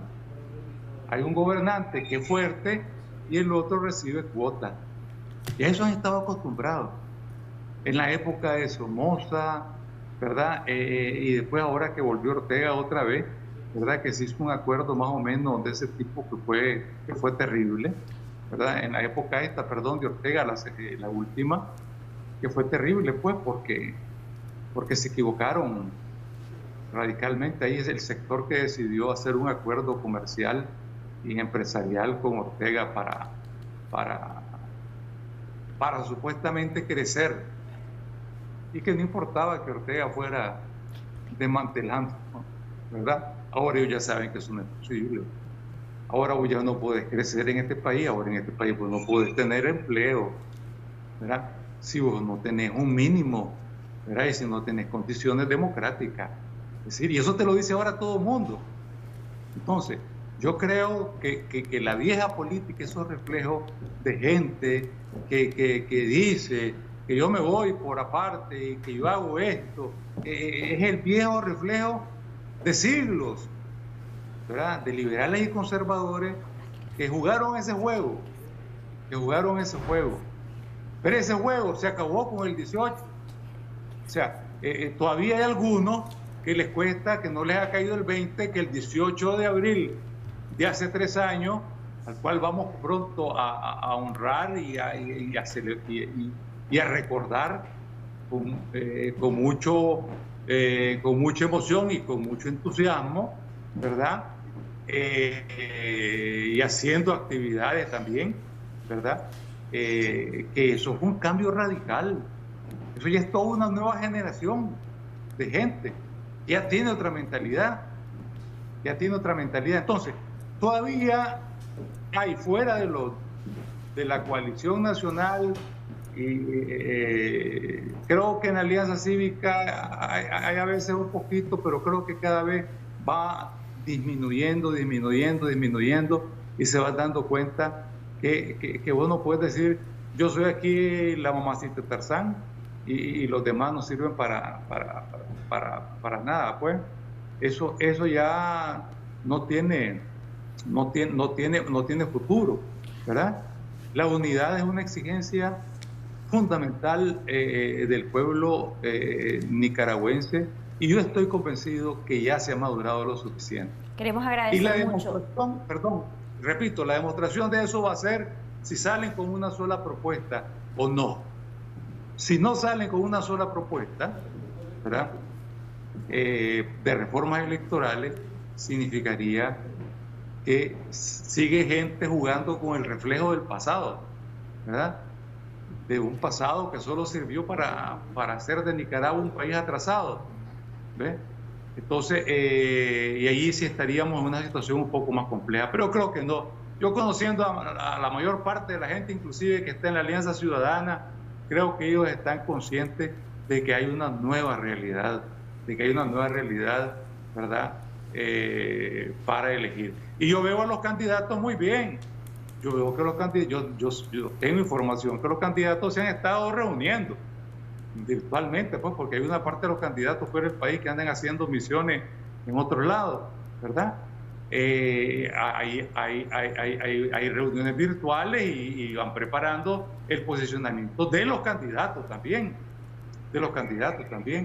¿verdad? Entonces yo creo que sí va a ser posible la unidad, y yo siento que no es un problema de fe nada más, sino y de confianza en que los valores éticos y el sentido patriótico va a prevalecer sobre los intereses de grupo, sino que veo en el terreno que las cosas van avanzando, tal vez no con la velocidad que quisiéramos, pero las cosas van avanzando para que aquí construyamos una sola gran alianza y un solo frente unitario. Gracias, Víctor Hugo. Ya estamos en el tiempo de la entrevista. Agradecemos mucho su tiempo, sus reflexiones y sus recomendaciones en este segmento Debates y Soluciones. Es momento de irnos a una pausa comercial. Ya regresamos con más de Debates y Soluciones con nuestros invitados.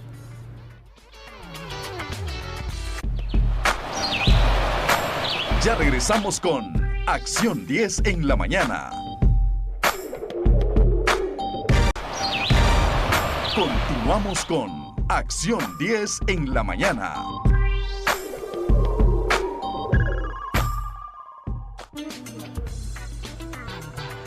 Qué bueno que pueda continuar con nosotros aquí en Acción 10 en la mañana. En esta segunda parte de Debates y Soluciones vamos a conversar con un invitado que tenemos también vía Skype acerca de estas propuestas de reformas que según los opositores no satisfacen las propuestas hechas por la Organización de Estados Americanos. Y también aprovecharemos el hecho que él fue un funcionario de uno de los países en Sudamérica para hablar acerca de estas recientes elecciones que se generaron y se resultaron recientemente en Ecuador, acerca de esta influencia que puede generar estas elecciones en nuestro contexto político. Jocelyn.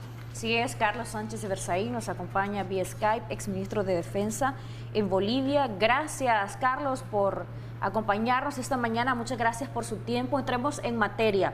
Justamente Michelle decía sobre esta reforma electoral, esta propuesta de reforma que ya fue introducida de manera oficial en la Asamblea Nacional y a través de la Comisión, pues prácticamente se va a analizar o simple y sencillamente, según muchos, solamente se va a aprobar, sin que el gobierno de Nicaragua tenga un diálogo con los sectores de oposición y con los partidos políticos que están en la Asamblea Nacional, además del Frente Sandinista. Estos partidos políticos son minoría y además han sido señalados, algunos de ellos, como ser pues partícipes de la política gubernamental haciendo zancudismo político. Dos cosas: ¿cómo usted valora esta propuesta de reforma, este contexto en Nicaragua, y qué le queda a los sectores de oposición? Bienvenido. Mire, a mí me da una verdadera tristeza la descripción que usted hace, porque parece que la oposición nicaragüense no supiera que Nicaragua es una dictadura.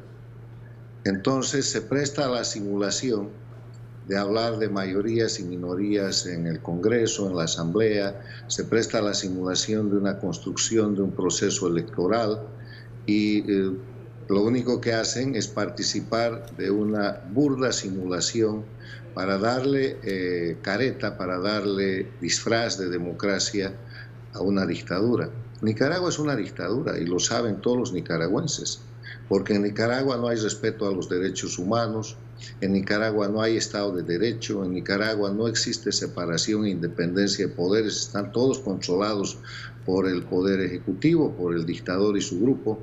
En Nicaragua hay presos políticos, hay más de 100.000 exiliados políticos solamente en Costa Rica, y no pueden haber en esas condiciones elecciones libres y justas. Peor todavía, aprovechando esta simulación de democracia, lo que hace el régimen dictatorial es lo que usted me acaba de preguntar. Pasan leyes con las que están buscando asegurarse un, entre comillas, triunfo, que no es sino más fraude electoral, en un sistema en el cual con el 35% y solo en primera vuelta, el dictador va a proclamarse el nuevo ganador de una elección que no es elección. Es una votación en dictadura donde los nicaragüenses van a votar pero no van a elegir, porque todo está digitado para que el dictador permanezca con la mayor farsa posible de que eso fue una democracia. Ahora, ¿qué se puede hacer según las experiencias en otros países que han pasado por las mismas circunstancias que estamos pasando o afrontando los nicaragüenses, en donde el gobierno tiene el control de todas las instituciones y también de los poderes del Estado? ¿Cómo debería de afrontar la oposición esta propuesta de reforma y también las circunstancias en las que se encuentran? ¿Deberían asistir a las elecciones los opositores? Lo primero que hay que hacer es mostrar la realidad objetiva de verdad. La oposición tiene que empezar por aceptar que Nicaragua es una dictadura, que está gobernada por un dictador, que no se cumple ninguno de los elementos esenciales de la democracia, y que en consecuencia, si se va a una elección, esa elección tiene que tener primero las garantías de retorno a la democracia. ¿Cómo van a hablar de elecciones libres en democracia si hay más de 100.000 exiliados políticos? Entre esos nicaragüenses exiliados, ¿cuántos candidatos potenciales hay? Y esa gente no va a tener derecho a la participación, entonces se acabó cualquier simulacro de democracia. Lo primero que tiene que hacer la oposición es sincerar de verdad, de adentro a afuera, la situación de Nicaragua, decir, señores, esto es una dictadura. Este proyecto de ley que han presentado es una nueva señal, es una prueba más de la dictadura, y lo que vamos a hacer aquí es pedir nacional e internacionalmente que se repongan las condiciones de democracia para ir a la elección. Para que haya elección no pueden haber presos políticos, para que haya elección libre no pueden haber exiliados políticos, para que haya elección libre tiene que regir el Estado de Derecho, no las leyes infames que ha creado la dictadura, copiadas de Cuba, Venezuela, Bolivia, para mantenerse indefinidamente en el poder, simulando que se cumple una legalidad que no existe. Entonces no deben ir a elecciones los grupos de oposición si no se logra una reforma electoral y condiciones habilitantes para este proceso de elecciones en Nicaragua. Yo no le estoy diciendo esto, falta tiempo para la elección. Es una pregunta. Lo que tienen que hacer primero es establecer el ámbito en el cual se quiere ir a elecciones. Es una dictadura.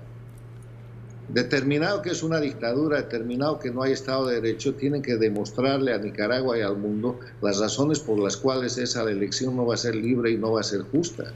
Y en ese momento tomarán la decisión de ir o no ir a la elección, pero primero tienen que mostrar el cuadro, primero tienen que mostrar el estado de situación, porque hasta ahora la oposición nicaragüense no establece con claridad la naturaleza dictatorial del régimen y el escenario en el cual ellos simplemente van a hacer una ficha de ajuste para que el régimen se prorrogue, dándose una legitimidad que no tiene y creando una farsa electoral en la que el engañado va a ser el pueblo nicaragüense. La popularidad real del dictador nicaragüense y de su vicepresidente, de Ortega y Murillo, no debe llegar al 10% en Nicaragua. Entonces necesitan falsificar, necesitan hacer fraude, necesitan pasar leyes de todo tipo y necesitan mantener gente presa en el exilio y mantener el régimen de miedo, que es la regla castrochavista, para decir que pueden ganar una elección. ¿Qué lecciones deja, por ejemplo, los ejemplos, valga la redundancia, de otros países a Nicaragua? ¿Tiene que haber resignación de parte de la oposición? Hay algunos sectores que piensan que ya están teniendo resignación los opositores en Nicaragua y que prácticamente lo único que hacen es dos cosas: discurso de unidad que no han logrado, y lo otro, pedir a la comunidad internacional que interfiera o que tenga más sanciones o que haga algunos otros pronunciamientos o resoluciones como la de la Organización de Estados Americanos, y pues de acá como que es poco lo que se puede hacer. ¿Cuál sería su mensaje, su respuesta, su análisis ante esta situación que le acabo de describir? En Nicaragua es mucho lo que se puede hacer. Nicaragua tiene apoyo y reconocimiento internacional. En la OEA y en otros ámbitos se ha establecido con claridad que Nicaragua es una dictadura, que el régimen de Nicaragua viola los derechos humanos, que es parte del sistema del socialismo del siglo XXI o castrochavismo manipulado desde Cuba y Venezuela. La dictadura de Nicaragua ha convertido a Nicaragua en un país satélite del castrochavismo. Se han establecido sanciones. Hay una serie de medidas específicas que se han ido tomando contra personas, contra el gobierno, contra individuos, desde los Estados Unidos, desde la Unión Europea, desde la comunidad de países que están en el marco de la Organización de Estados Americanos. O sea, la dictadura de Nicaragua no está ignorada, ni mucho menos. Lo que se necesita es que desde dentro de Nicaragua la oposición ponga las cosas en la verdadera dimensión y deje de usar como pretexto la cooperación internacional, porque hay mucha cooperación internacional. Lo que tienen que hacer ellos es denunciar y establecer y demostrar que Nicaragua es una dictadura, reclamar por los presos y torturados políticos, reclamar por los derechos humanos, reclamar por los exiliados políticos, y buscar una dinámica de que si se llega a una elección, la elección tenga las mínimas garantías establecidas por la Carta Democrática Interamericana. Yo le digo, en este momento es el momento de la acción de la oposición de Nicaragua, que tiene que ponerse a tono con los movimientos civiles, con los sectores populares, con los líderes cívicos, que están mostrando un camino diferente a la oposición oficial, ojalá no oficialista o funcional, que está operando en este tema. Si no, el resultado de las elecciones está echado. Va a ganar con un fraude extraordinario el dictador Ortega y va a repetir lo que han hecho en Bolivia en octubre del año pasado, un mega fraude, y simulan después de eso democracia, y van a repetir lo que han hecho el año pasado en Venezuela, donde Maduro se ha hecho otra asamblea y tiene su propio poder legislativo, y eso es lo que esta gente hace, y después pelea por la legitimidad mostrando leyes y mostrando falsificaciones y delitos. O sea, este es un momento muy importante en el cual la oposición nicaragüense tiene que demostrar que de verdad es oposición, y los ejemplos que se pueden ver de lo que se puede hacer es la gran transición que ha hecho el presidente del Ecuador, Lenín Moreno, llevando a ese país de una situación de dictadura del gobierno de Correa, con presos políticos, con narcoestado, con todo lo que hay en Nicaragua y peor, a una situación de democracia donde acaba de tener una elección libre y limpia, donde el Ecuador ha decidido continuar por el camino de la democracia y ha rechazado al candidato que le llevó el correísmo castrochavista. Lo que no hay que hacer es lo que pasó el año pasado en Bolivia, donde, continuando en el sistema de la dictadura, una presidenta, Yanine Áñez, que tenía que ser de transición, fue una presidencia de continuismo, y le terminó entregando de nuevo todo el poder. La dictadura se ha reinstalado y ella está presa política, llevada a una situación de violación de sus derechos humanos por la propia gente de la dictadura, a la que ayuda a mantenerse y a restaurar. O sea, ahí hay dos ejemplos muy claros, pero Nicaragua es Nicaragua, y los nicaragüenses saben lo que hay que hacer. Los nicaragüenses tienen primero que demostrar a su oposición y pedirle a su oposición que diga que sin miedo, que Nicaragua es una dictadura, que en Nicaragua hay presos políticos, que en Nicaragua hay exiliados políticos, que en esas condiciones no hay elecciones libres y limpias, porque sobre esas condiciones obviamente el dictador puede pasar las leyes que quiera. En este caso, por ejemplo, mucha de la ciudadanía nicaragüense se pregunta cuál sería ese paso a paso para presionar al gobierno del presidente Daniel Ortega. ¿Serán las protestas? ¿Será el deslegitimar desde la Asamblea Nacional este proceso de aprobación de reformas en el caso de que el gobierno del presidente Ortega no se abra a una negociación? ¿Será, por ejemplo, que los diputados que dicen ser opositores o que son opositores y que están en la Asamblea Nacional pues prácticamente abandonen esos lugares? ¿Cuál sería esa recomendación suya al respecto? Porque en Nicaragua el contexto es bastante complejo. Por ejemplo, no se pueden manifestar los grupos de oposición. Por ejemplo, cuando hay algún tipo de organización o mitin político o mitin de organización de sectores de la sociedad civil, hay mucha presencia policial. ¿Qué sería lo que se puede hacer para justamente demostrar que estamos en una dictadura según sus palabras? Nicaragua es una dictadura represiva y ustedes lo saben. La libertad de prensa está también reducida a su mínima expresión. Y lo que hay que hacer es un concepto que se llama resistencia civil, que sí funcionó en Bolivia y que permitió la renuncia del dictador Evo Morales en noviembre del 2019. ¿Qué es la resistencia civil? Todo lo que usted ha dicho y más. Pero en un solo sentido, en el sentido de decirle al gobierno que se vaya. La dictadura tiene que cesar. No hay elecciones libres y limpias en dictadura. O sea, es imposible que el gobierno castrochavista, sandinista de Ortega haga unas elecciones libres porque no quiere dejar el gobierno. Para eso ha modificado las leyes sucesivamente. Ha bajado el nivel de votación para ser electo al 35%, que es una ridiculez.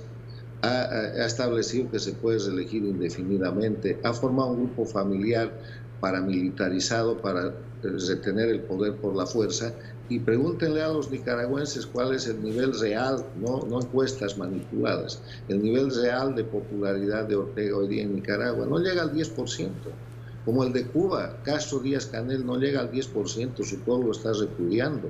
La popularidad de Maduro está debajo del 10%, lo mismo que la popularidad de Evo Morales en Bolivia. Entonces estas dictaduras lo que tienen que hacer es con una mano usar la fuerza y manejar un sistema de amedrentamiento, de miedo y terror, que es la escuela castrista, y con la otra mano establecer un sistema de leyes infames, de falsificaciones, de fraude, para tratar de simular alguna institucionalidad que les permita falsificar la democracia. Ustedes lo saben. O sea, yo lo único que estoy haciendo al opinar sobre Nicaragua es decir lo que los nicaragüenses no pueden decir para que no los visite la policía política y se los lleve presos y los torture o terminen en el exilio. Muchísimas gracias, don Carlos Sánchez Berzaín, por sus conclusiones y también por estas valoraciones alrededor de la situación y el contexto en el que se encuentra nuestro país en un año electoral en donde los opositores han dicho que esta propuesta de reforma hecha o presentada por los diputados sandinistas no responden a la solicitud hecha por ellos mismos y también por las organizaciones internacionales.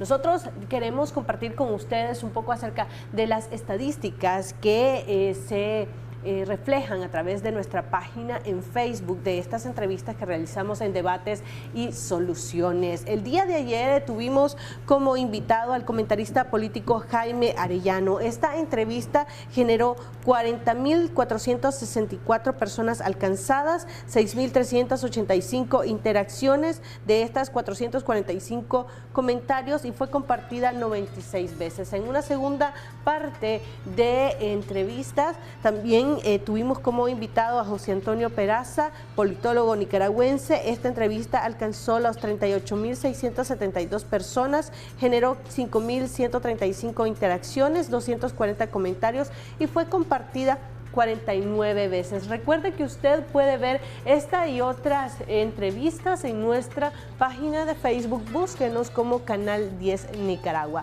De esta manera hacemos una pausa comercial. Ya regresamos con mucha más información aquí en Acción 10 en la mañana.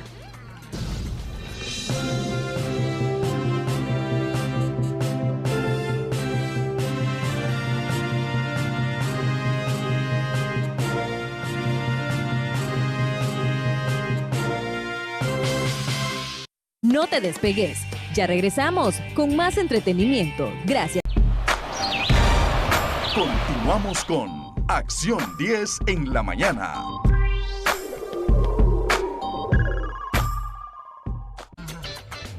Estamos de regreso en Acción 10 en la mañana, momento de recomendaciones médicas. Si usted tiene diabetes y se ha preguntado que por cuánto tiempo ya usted ha tomado metformina y esto le puede traer algún efecto secundario nocivo para su salud. Este es el tema del que va a hablar Daniela Rodríguez Morazán a continuación. Adelante, Daniela, ahí estás por un experto.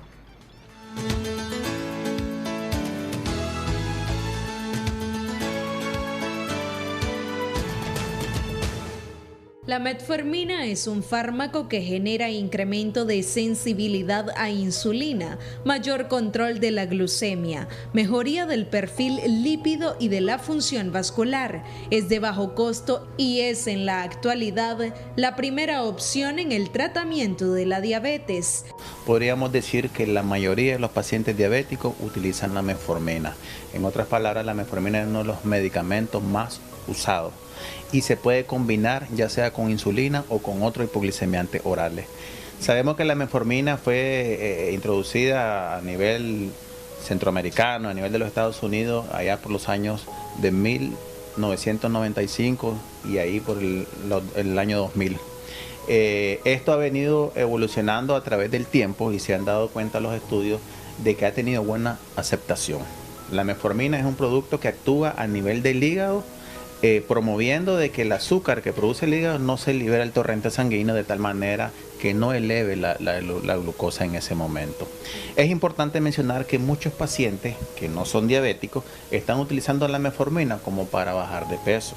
Más sin embargo, pues sabemos de que estudios han determinado de que sí pueden bajar de peso en un año determinado, aproximadamente entre 1 y 2 kilos. Pero no específicamente por el efecto de la metformina, sino que muchos pacientes tienen efectos secundarios de la metformina y eso les puede provocar a disminuir un poco el apetito y de manera simultánea hacen ejercicios, cambian los hábitos alimenticios y eso los conlleva a bajar de peso. No precisamente que vas a tomar la pastilla y eso va a provocarte que te haga bajar de peso. Entonces, a veces hay datos erróneos en ese sentido.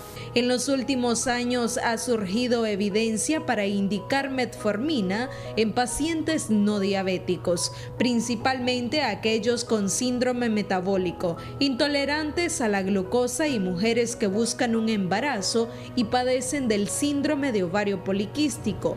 Pero, ¿qué consecuencias podrían tener estas personas al ingerir este fármaco?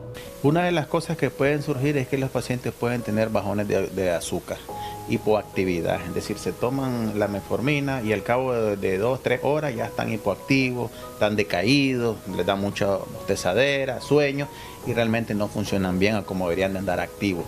Lo segundo, que el mucho uso de metformina en estos pacientes puede disminuir lo que es la vitamina B12 en el cuerpo y estos pacientes pueden presentar problemas de neuralgia, ¿ya? O lo que le llamamos neuropatía también.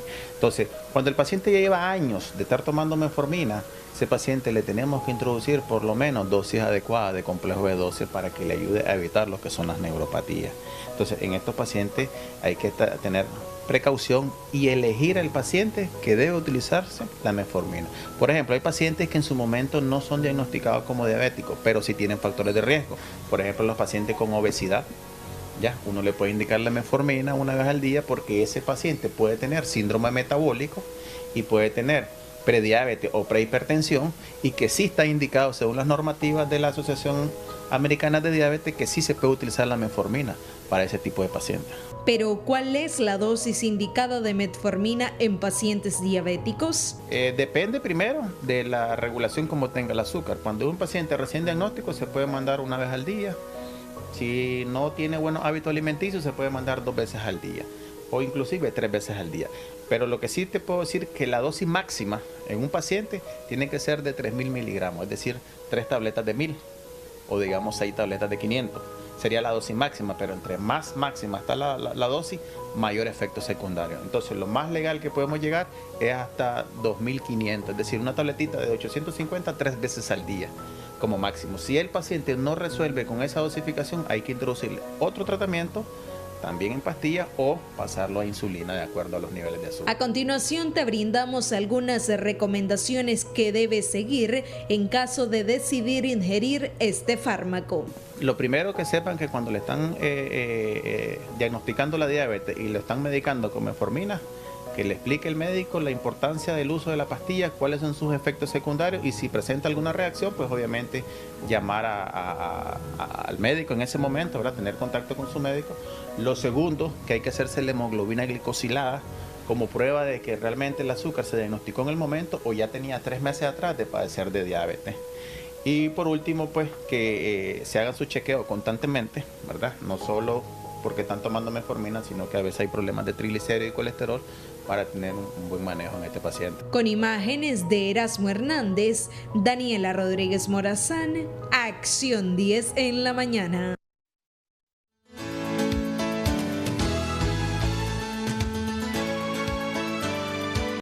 Así es, y nosotros continuamos con este tema y lo cual abordaremos con nuestra especialista, la doctora Alba Roni, sobre esa violencia en pareja. Y es notorio ver que también las artistas no se han escapado de esa violencia intrafamiliar, esa violencia que algunas han iniciado desde algún punto de vista psicológico, luego a lo verbal, hasta llegar a lo físico. Y es lo que estamos viendo con estas artistas que no se han escapado de estas situaciones totalmente que molestan, ¿verdad? No puedo decir más, pero sí, la doctora Barroni nos va a dar esos detalles para tratar de evitar o salir quizás, si se puede, de esa violencia, porque no podemos seguirla callando, esa violencia que está matando a muchas mujeres, no solo en Nicaragua, a nivel mundial. Doctora, muy buenos días, gracias por acompañarnos, por cierto, bendiciones porque estuvo de cumpleaños. Muchísimas gracias, sí, muchísimas gracias, Odili, gracias por siempre invitarme a este programa tan lindo y con un tema tan interesante que viene ya desde años queriéndose trabajar en función de esto, y lo que es la violencia de género, ¿verdad? Y vemos que nadie, no hay estrato social, no hay fama, no hay educativo, pues nadie se escapa de lo que es la violencia de género. El problema es que muchas veces creemos que cuando comienza tan poquito, en algún momento se va a solucionar. Y eso no es verdad. Muchas veces vemos los signos y decimos, ay, es que estaba agotado, es que estaba cansado, es que está preocupado, y a veces le justificamos a la otra persona, tal vez la otra persona se sintió mal, etcétera, pero ya gritos, empujones, descalificación, burla, ponerle apodo, hacerla sentir mal a la persona delante de los demás, públicamente deteriorar la imagen de la otra persona, estos son signos que necesitamos comenzar a revisar qué está pasando. Ahora, En ciertos casos, y no solamente en los famosos. Por ejemplo, yo he atendido casos de gente de mucho dinero, y en este país pues todavía tristemente vemos este estigma social de que si hay violencia intrafamiliar en la familia no se puede decir. ¿Por qué? Es Porque un tema tabú. Todavía en nuestro país, ¿verdad? Ya no se digan los famosos, pero en nuestro país muchísimas personas, muchísimas mujeres se quedan calladas porque dicen, ni quiera Dios que van a decir que me golpea, van a hablar de mi matrimonio, le van a decir a mis hijos y se van a dar cuenta. O sea, vivimos en una burbuja que no es la real. Afuera tenemos como el macho ratón, ¿verdad? Una máscara, y atrás muchas mujeres están llorando, moreteadas, golpeadas, ultrajadas, y es importante hablar. Y me encanta que hablara de esa máscara, doctora, porque yo estaba analizando diferentes perfiles en Facebook, en las redes sociales, y yo siento que de cierta forma ha venido a ser también estas redes sociales una máscara. Totalmente. En relación a este tema, doctora. El típico una máscara. Porque vemos que muchos suben fotografías felices, viajamos acá, viajamos allá, y también conozco de esas parejas que han sufrido y que continúan sufriendo violencia intrafamiliar, o dice como él me mantiene, o como ella es conmigo y ella tiene mejor condición, porque estamos hablando para los dos, a los dos, ¿verdad? De los dos lados, tanto varones como mujeres sufren violencia, pero la mayor cantidad y la cantidad de femicidios que hemos visto hablan que la mujer está más expuesta a esa violencia intrafamiliar. Pero ¿cómo nosotros trataremos un tips, doctora, para ir? Porque este es un tema, yo sé, que tiene mucho por qué decir y por qué también contribuir en esto. Como mujeres también debemos de acabar con esa violencia, incluso hasta de nosotras mismas. Exactamente. Pero ¿cómo hacerlo, doctor? Yo creo que es bien importante primero no quedarse callada, poder decírselo a alguien, decírselo a una amiga, a la familia, denunciar lo que está pasando y que quede un antecedente legal para protección de la mujer. Otra de las cosas es trabajar sobre su autoestima y sobre su independencia, que muchas mujeres, porque sienten de que si no están con el hombre se mueren, o si no están con esa relación, sienten que ya lo perdieron todo. Doctora. Entonces la dependencia emocional, económica, social, porque ay no, ¿qué van a decir? Y si me separo me van a decir que yo soy divorciada y eso está mal visto y van a ver a mis hijos mal. Comencemos a romper con todos esos estructos que más bien nos hacen mucho daño, porque así como estamos nosotros, podemos estar viviendo una violencia, si nosotros nos callamos, podemos estar permitiendo que haya más violencia. Hablemos y liberemos a otras mujeres también. Gracias, doctora, gracias porque nos das consejos tanto a nosotras acá, también a lo interno, como a todas esas mujeres que se acercan para consultarle a usted, tanto a los varones también acá. Einer Suárez dice que ha recibido muchos consejos de usted, muchísimas gracias. Gracias, uno de sus fans. Qué amable. Bueno, nos vamos, mi doctora. Gracias por habernos acompañado. Recuerde, la violencia no se debe permitir desde ningún punto de vista. Nosotros somos parte de ese derecho, no somos sujetos ni objeto, ¿verdad? Somos sujetos de derecho. Vámonos de inmediato con los muchachos al otro lado del estudio. Tatiana está muy bien acompañada. Y sí que está bien acompañada esta mujer, ¿verdad? Muchas gracias, doctora Alba Ronnie. Siempre sus consejos son tan importantes y especial para nosotros. Y bueno, reiteramos una vez más las felicitaciones de parte de todo el equipo por ese cumpleaños que seguramente lo tenemos que celebrar. Señores, nosotros llegamos al final de nuestra revista por el día de hoy, pero ¿saben qué? Mañana es viernes y el cuerpo lo sabe. ¡Epa! Sabe que la vamos a pasar súper bien y que vamos a disfrutar un programa más de Acción 10 en la mañana, la revista más vista a nivel nacional. Así es, va a haber invitados especiales que van a traer ritmo al set aquí en Acción 10 en la mañana, porque todos vamos a bailar. Qué pero bueno. no se los vamos a decir, va a ser una sorpresa, así que lo invitamos que no sintonice. Y por supuesto, Einer y Jimmy, tenemos cumpleañeritos, así que vamos a felicitar de una manera muy especial a Daisy Méndez y a nuestro doctor. Yo le digo mi doctor favorito porque siempre él está ahí. Yo estoy escribiéndole, doctor, tenemos un WhatsApp por ahí, le escribimos de vez en cuando nos sentimos mal y él siempre nos contesta. Es el doctor Javier Bravo. Felicitaciones. Muchas felicidades. Y gracias por siempre estar aquí pendiente de la revista Acción 10 en la mañana. Einer y Tatiana, prácticamente ya nos despedimos de la revista de Acción 10 en la mañana, pero recuerde mañana sintonizarnos a partir de las 6 de la mañana, más información y más entretenimiento. Nos vemos.